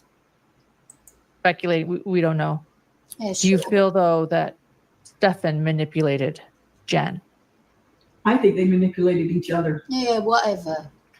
I think Yes. they do. Yeah. Whatever. They manipulated. She was. Based on his actions, that Monday morning, he certainly knew how to manipulate her. I mean, going in to collect the dog, making sure she didn't come out of the bedroom. He went into Jen's room that morning to get the other croc. The other croc was in Jen's room. So one of the crocs was found, one of Madeleine's crocs was found in the dumpster, wasn't it? Or was it on her foot? I can't remember. But the crocs was, he went in, he wouldn't have gone in Jen's room. Didn't go in for the dog. It was not, in my opinion, nothing to do with the dog. He went to get the other croc. And Jen woke up and he couldn't believe it, could he? He probably slipped her, gave her a coffee with another slipped her another tablet quick. Jen was hardly compos mentis most of the time. And I'm not sticking up for her for that. She should have been more aware. She should have been, there's all those things she should have been. But I just think nobody will know that now more than Jen. It'd be Jen who'd be grappling with that in her head. All the things she should have done, all the things she should have seen. Doesn't need me to tell her that. She knows that. He's got Maddie up hours ahead of school. School didn't start till 9:38. He's got her up at 7. Right. And he's going out the door at 7:30. What's he going to do for 2 hours? I mean, when you see this timeline of stuff, and he goes, "Oh my God!" But again, taking the steps necessary to preserve, his privacy or his actions, and going in and collecting the dog, taking the dog out. And, hey, Jen, do you go back to bed? Oh, okay, thanks, appreciate it. Definitely wanted to keep her where she was at. It was underhanded, Yeah. sneaky. I mean, Lauren, if it's, I pray to God that it was an accident, that he got mad and that it was an accident, because he had really gone that far. Sure. Because she's still clinging on to that thought because Stephan, the empath, remember, he's an empath. She doesn't want to think he did it on purpose, but he did do it on purpose. Maybe he didn't mean to kill her. I don't know whether it was an SEX game. All this strangulation during SEX seems to be so popular now. Oh my God. But right, whatever. I'm not even going to comment on that. But I understand she's desperate to think that her son, the empath, could not have done it, deliberately. I hope it was an accident. But if it was an accident, why didn't he phone the police? Come on. He smuggled that girl's body out of that home. There were other people in that house. He smuggled. How did he even do that? I don't know, but he did. He did tell us that he put her, she went to bed, and that when he went out to walk around and blow off some steam, he came back and to check on her, and she was cold. He said he discovered her. Okay, so. Don't know if that's the truth. No, you don't. That's the truth. Don't know if anything's the truth, but. Nothing that Stephan says. Yeah. Stephan's a bit like Erin Patterson, isn't he? It's like, how do you know when he's lying? Is when his lips are moving. Let's go. I found out some things about Erin Patterson that, anyway, I'll be presenting that sometime over the weekend. Some more things.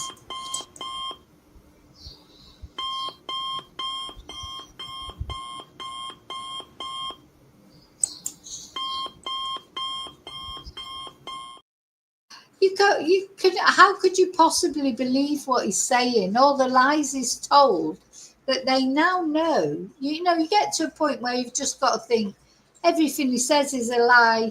Still love him, he's my son. That's what they've got to think, but you don't believe anything he says. Just Lips are moving, don't know if it's the truth. Right. It's just what he's relaying. Yeah.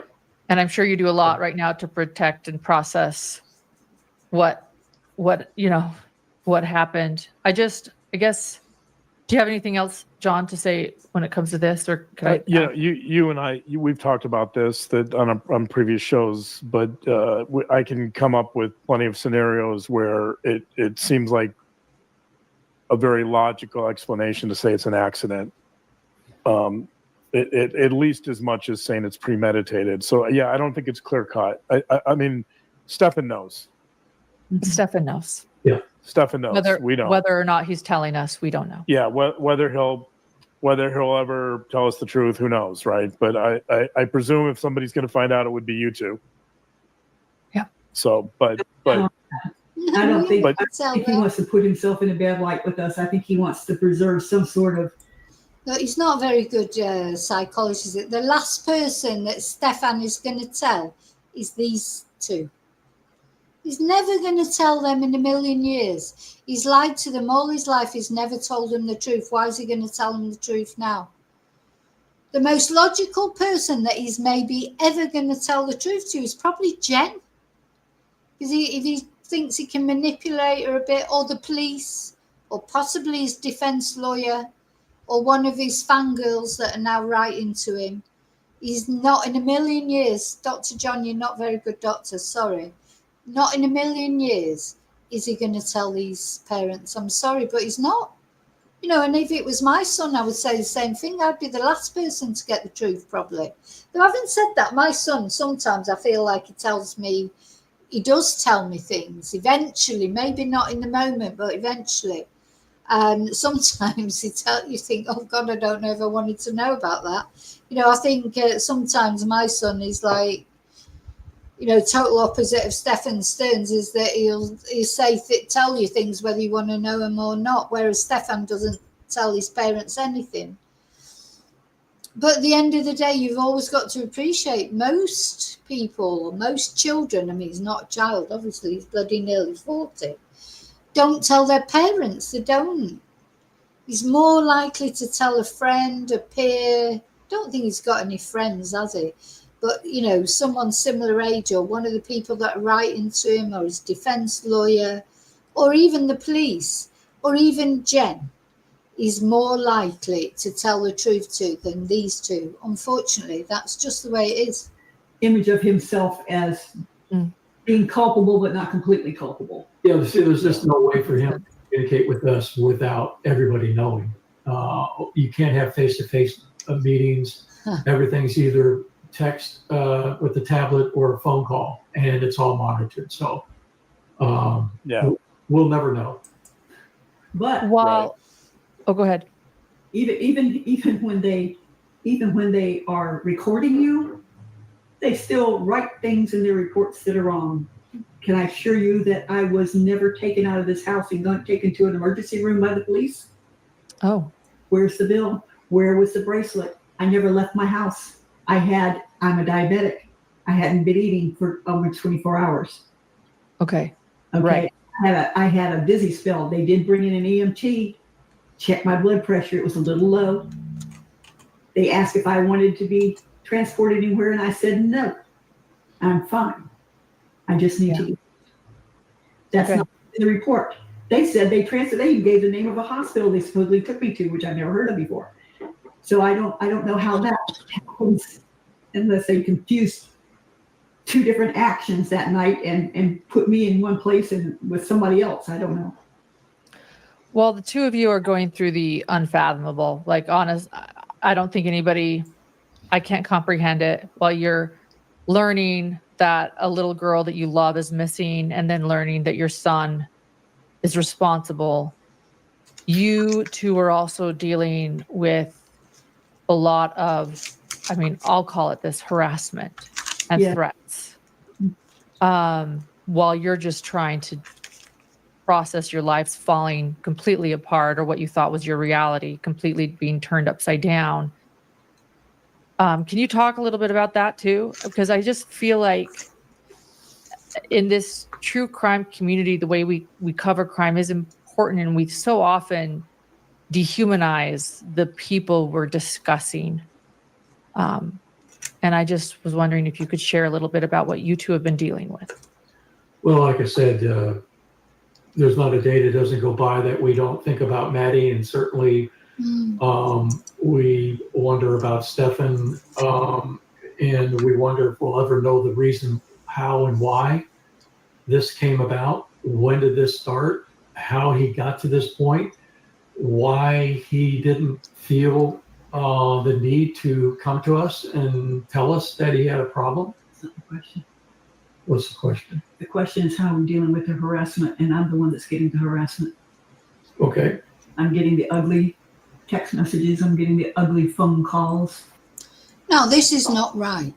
It's not right that she's getting messages, getting phone calls. It's definitely not right. People shouldn't do that, and I cannot sort of agree with that. You know, and someone doing that, I just can't. And I do feel for her with that. As I said, you can see through this video, I started off feeling sorry for her. Then when she starts saying all these horrible things about Jen, I lose my sympathy because I think it's hypocritical. But here, where she's saying that she's been getting hate messages and that shouldn't happen. Shouldn't. The horrible, horrible descriptions of what they want done to my son. The horrible descriptions of what they want me to do to myself. They've suggested several ways I can kill myself. One woman was it was funny actually. Oh, was it? She sent me a text and says, "Deborah, there's a man in the woods." I'm so sure that was supposed to scare me, like there's somebody out there, you know, taking going to take pot shot at me. Well, good luck. But I because I'm from the South, I guess I have a wacky sense of humor. But I wanted to send her a text back that says, "Sweetheart, this is the South. There's always men in the woods. We don't know what they're doing. They're pissing, they're spitting, they're shooting. I don't know what they're doing, but they're in the woods. So if you thought you were scaring me, no." But yeah, people trying to scare you. Wow. Yes. We have people saying that they're going to come down here. We have people saying that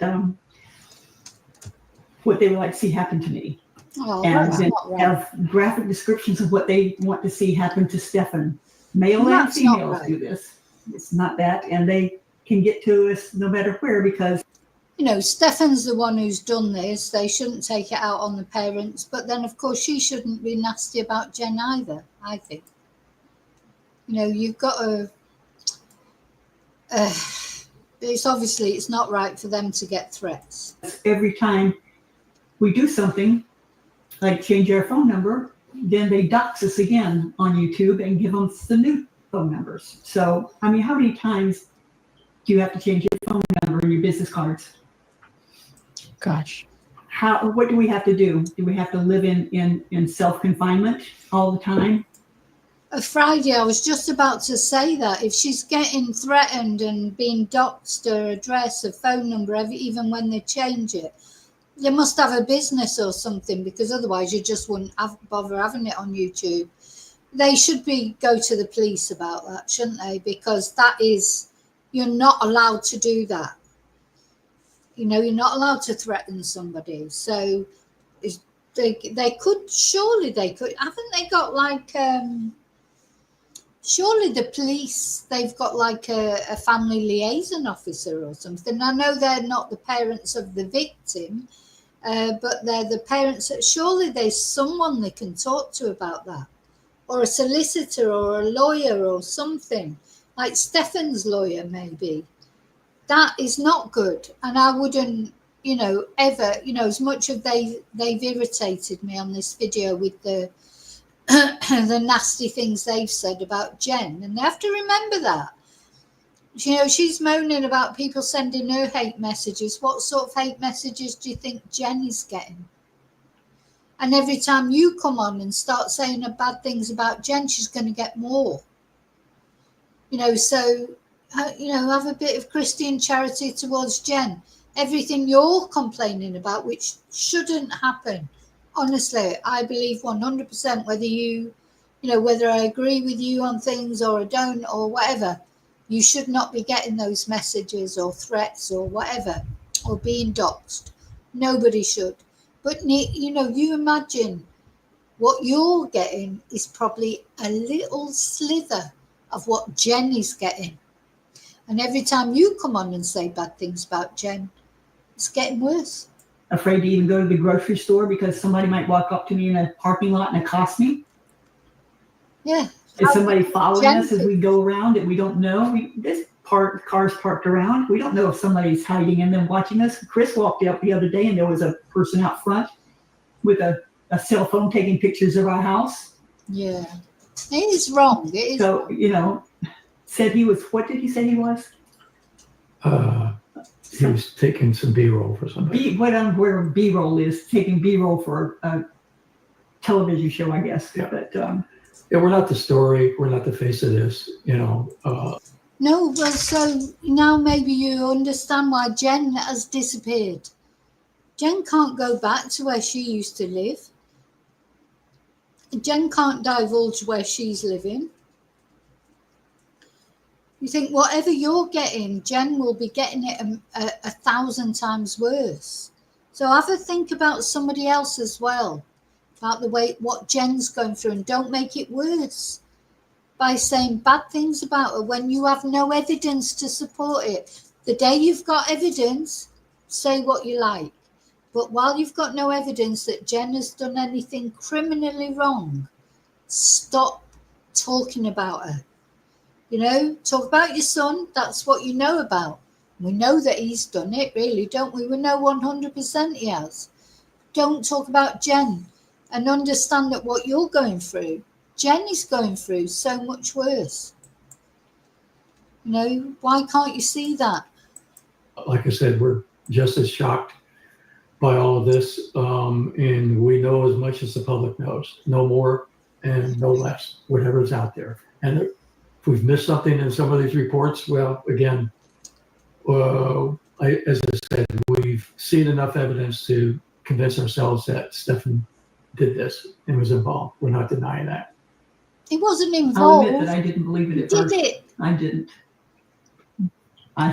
Now I do. And I'm not making excuses for him. But as for me, the more people screw with us and the more lies they say, the more angry I get at them. Because why? What gives them the right? They have no skin in the game. They don't know any of us. They don't know anything about us, but they can sit there and just. I hate that expression, skin in the game. Everyone seems to be saying it these days. I hate it. It's a horrible expression. They've got no skin in the game. Shut up. Anyway, apart from that, yeah, I agree with everything you're saying, Debbie, but think about Jen. It's the same for her. That's all. Hold court on these shows, either by writing or by calling in and describe what they think we are and how we should be treated. Why? Do it to Jen Why? as well. What does that do for them? And what does it do for us? Nothing. Right. But it doesn't do anything for Jen. You've got people who are brokenhearted and your life is falling apart and everybody's picking at you. Why? Why are people so mean? Why are people so mean? How do you think Jen feels? Your life's falling apart and everyone's picking at you. I completely agree with you. People shouldn't do it. But you're doing it to Jen. Can't you see how two-faced that is? How double standards that is? Until you know something that Jen has done, don't throw stones at her. Just like you don't want to have stones thrown at you. God, people are so duplicitous, aren't they? Why are they so vindictive and why are they so ugly about it? I don't understand that. We don't do that to people. We wouldn't do it to somebody else. Oh, you're doing it we to live Jen? here where the Landrys are. Do you think we went and harassed the Landrys and said, why did you? We wouldn't do it to somebody else. But you're doing it to Jen. Bye, David. It's nearly finished now. There's only about 5 minutes left to go. Thank you for everyone who stuck with it. It's been a long. I wasn't expecting it to be as long as this. Probably should have done it in 2 parts or even 3 parts. It'll probably get slung off anyway because of copyright, and when they've heard me slagging them off, they won't like it. But I just speak as I find. I'm not trying to be horrible to anyone. I started off this video thinking, oh, this is good, and they're saying their part, and it's and then once they start slagging Jen off, I can't cope with it anymore. You do this? Why did you help him get away? Why did you do that? You know, didn't you know what was going on? No, it's none of our business. Well, it's none of their business about us either. That's the whole thing. Yeah. But they're so attracted to it, and they're so inflamed by what they hear on the YouTube channels, and they're allowed just free reign. And somebody said that we put in a complaint against YouTube, and we never done anything like that. We believe in the First Amendment and the Second Amendment. You know, is freedom of speech, but by the same choice or chance, you can't scream fire in a crowded room. That's against the law. Freedom of speech. You know, something tells me they're probably Trump supporters.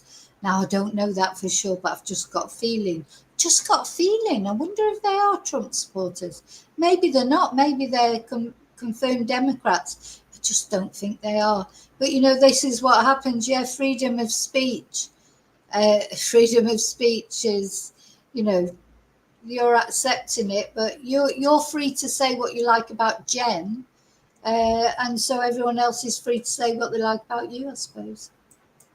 Well, why would you turn somebody? Why would you paint a target on my back, on my husband's back? Why? What good does that do? You're not punishing the perpetrator. You're punishing people who had nothing to do with it and didn't know anything about it. And are just as brokenhearted as anybody could be.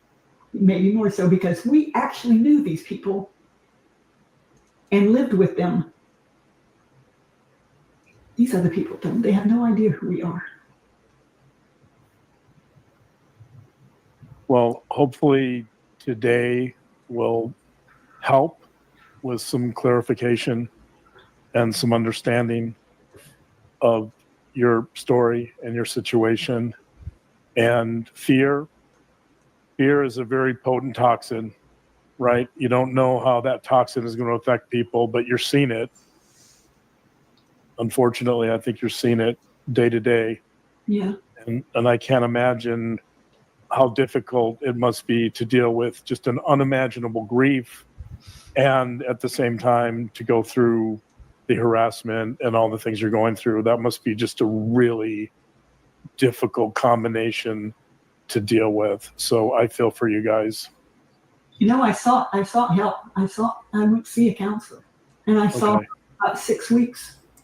And then I finally, just on the last visit, I said, this isn't working out for us because you're not listening to me. You're falling asleep when I'm talking, like, you know. And what, falling asleep while she's talking? What? She said to the therapist, you're not, or she thought about the therapist, you're not listening to me and you're falling asleep when I'm talking. Must have been Dr. John. It gives me a bad taste in my mouth about counselors. You know, are you just nothing but a paycheck to them? Yeah, and, probably. I went like there for Dr. help because John. I am dealing with my own depression. So. Yeah. And Right. Stephan and Fruit Loop. Stephan and Debbie, they are like 2 peas in the pod. She's dealing with her own depression. Never mind Maddie or Jen or anybody else. Even Stephan, really. It's all about her depression. Her and Stephan. He looks like he is like, you know, they literally are so similar. Chris is a strange one because Chris, he just sort of sits there, doesn't say much. But then when he does come out with something, He's just as bad as her. Sometimes I felt a bit sorry for him, but then when he ends up, he's still blaming Jen or anybody else because he can't accept that it's his child who's done it. So they're all as bad as each other, I think. And if she thinks that this is any different, that Lauren, for whatever this crime channel, it's pretty, it's okay. It's better than some of the ones that are out there talking a right load of crap. But she's still a YouTuber. She's still going for clicks. That's what, she does. And sometimes I look at Lauren and I just think she's, anyway, I'm not even going to say that. And Dr. John, as for Dr. John talking about Stephan as an empath, just think, my God, like David said earlier, he must have got his psychology degree from Timu. Nobody would say that Stephan was an empath. Of course he's not a bloody empath. Commend you for seeking help, whether or not this was the right counselor for you. It sounds like it is definitely not, but just to go and to seek that help is difficult, and I commend you for that. Thank you. I hope that we can find something better. Yeah, Lauren looks like she's more concerned about how she looks because she's had some cheek fillers by the look of it. No offense to that. I mean, why not have some cheek fillers, I suppose? But she also looks like she's more interested in what she looks like than really about what she's listening. She's probably made up. She's got them here on the interview. I don't know about Dr. John. I just think, what sort of doctor is he? What sort of doctor is somebody who calls someone an empath? Someone like Stephan Sterns an empath? Just weird. I'm sorry. I wish I could find somebody that acted like they cared. Really, and, maybe somebody who's dealt with other people going through this. Yeah, I don't know. This is a small town. I don't know what's available here. But, I mean, what do you do? Yeah. Advertise, hey, mother of a monster seeks help. Oh, now, I feel sorry for that. But there is the internet out there. Debbie, there's a lot of, there's lots of monsters, unfortunately, out there. So there'll be lots of mothers of monsters, not outside of your small town, but you've got to do it on the internet, that's all. There will be some sort of support group, I'm sure. How many, unfortunately, as sad as it is, there are lots of people like Stephan Sterns out there. Though he is a little bit special, isn't he? He's more, he is this is one of those extraordinary cases. But yeah, you need to find them on the internet, Debbie. That's what you need. Yeah. Sorry. I'm sorry you went through that. I the only thing I can say is sometimes in the mental health field, some therapists are a good fit and some aren't. So. Yeah, but you think if Dr. John is a true sort of, can't he recommend somewhere? Can't he recommend somewhere that Debbie can get some help? Or someone, or can't he help her? Not like now I can drive over to your house. Yeah. Oh, no, he wouldn't have that. All right. No, he wouldn't have but that. I thank you for listening to us. It's been helpful, and you guys you've been supportive without being enabling, judgmental, and very professional, and I appreciate that. I appreciate the way you present things in your podcasts or your YouTube channel. I think you go for the truth, and I don't think you don't embellish it. And that's my problem with some of these people, is letting people on there to vent that are lying, and they don't know it, and they've just been used. That's sad, but it's true. And in the meantime, we're sitting here being told, don't answer any of these, don't contact any of these people, don't try to refute it because you just make it worse. The attorneys told us that, said, shh, just be quiet. Don't don't try to stand up for yourself. Well, I'm not real good at not standing up for myself, but I've taken it for a long time now, and frankly, we're tired of it. Yeah, understandably. Well, yeah. Thank you for allowing us to listen, and your voices. Every voice deserves to be heard and to listen to. Is there anything else you two feel like you want to share right now? I am afraid that we will pass before Stephan does, Oh, and I worry about that. I worry about who will take care of him. I worry about who's going to bury him. now that's very sad because, of course, as a mother, she will be worrying about him. They'll be hoping to be around for as long as possible, but they're not likely to be around for as long as Stephan is. But honestly, Debbie, I literally would not worry about that because I think Stephan will have plenty of his little fans around him. And I am still not sure if Jen eventually will not reach out to Stephan, after the trial and everything. It's a long way in the future. Because, I think Jen is like an enabler as well.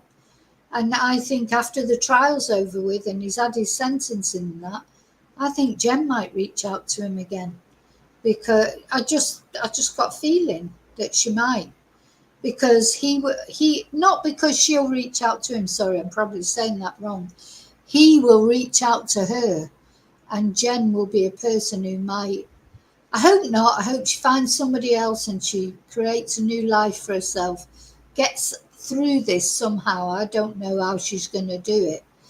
But if not Jen, people like Stephan Sterns, they'll always find someone to manipulate. And if the parents aren't there to manipulate, he'll find someone else. So I wouldn't worry about it, Debbie, to be honest, if I were you. Yeah. That bothers me. We're too old to go through this crap. We are. Too old and too beat up.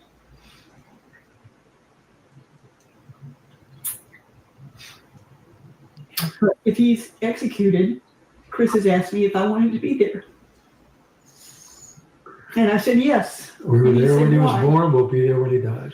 I If we're want there. him to know that there are two people in that room that are going to be sad when he's gone. And that we will send him with love. Oh, I'm done.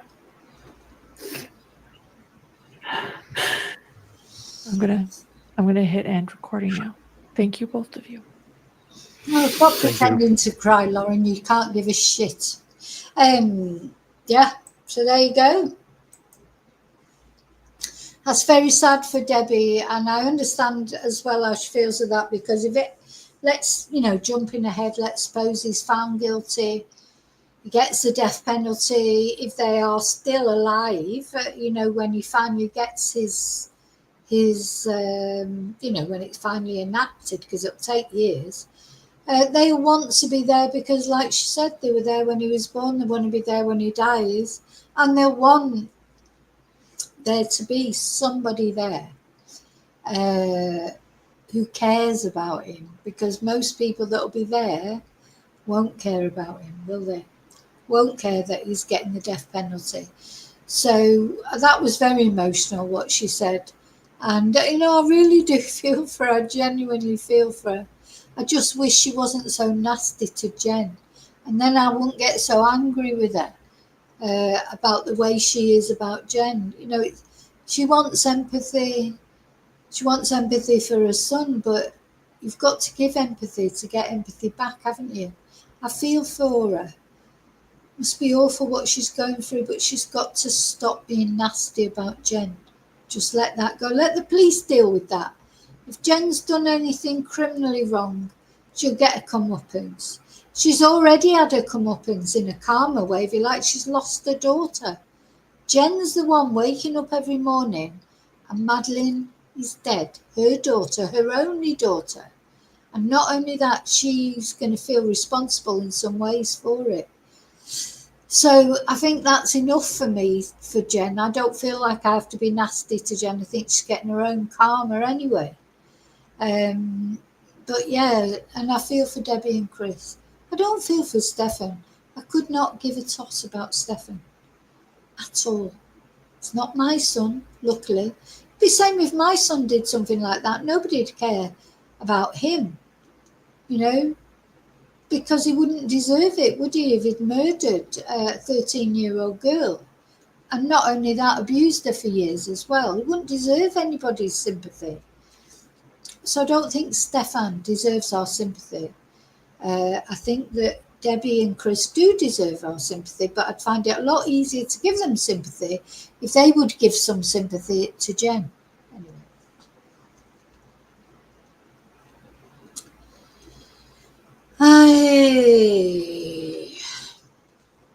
Okay, that is it. I'm going. So that was a bit of a marathon, wasn't it?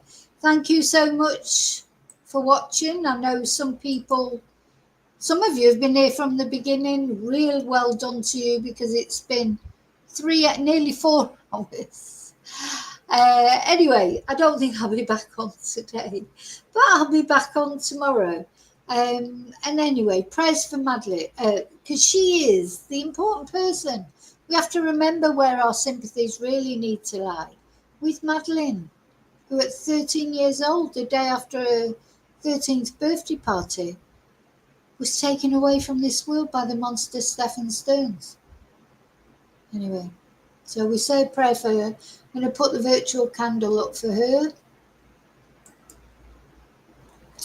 Thought I might, I've got a little tribute to Maddie here that I'm going to play. And then I'll see you really soon in the next video. Don't forget to hit the like button. Don't forget to subscribe if you're not already subscribed. For those of you that are watching me for the first time, sorry about the little rants here and there through the video. I'm going to chop this video up so that get rid of the dog barking. Not get rid of all the rants, because when I rant, I'm not really apologising. That is how I genuinely feel. So if I do have a rant, and I'm sorry sometimes my bad language slips in, sorry about that. But I'm not sorry about the way I feel about this case. So, see you really soon in the next video. Let's put on Madeleine's little, I've got a little, what's the word,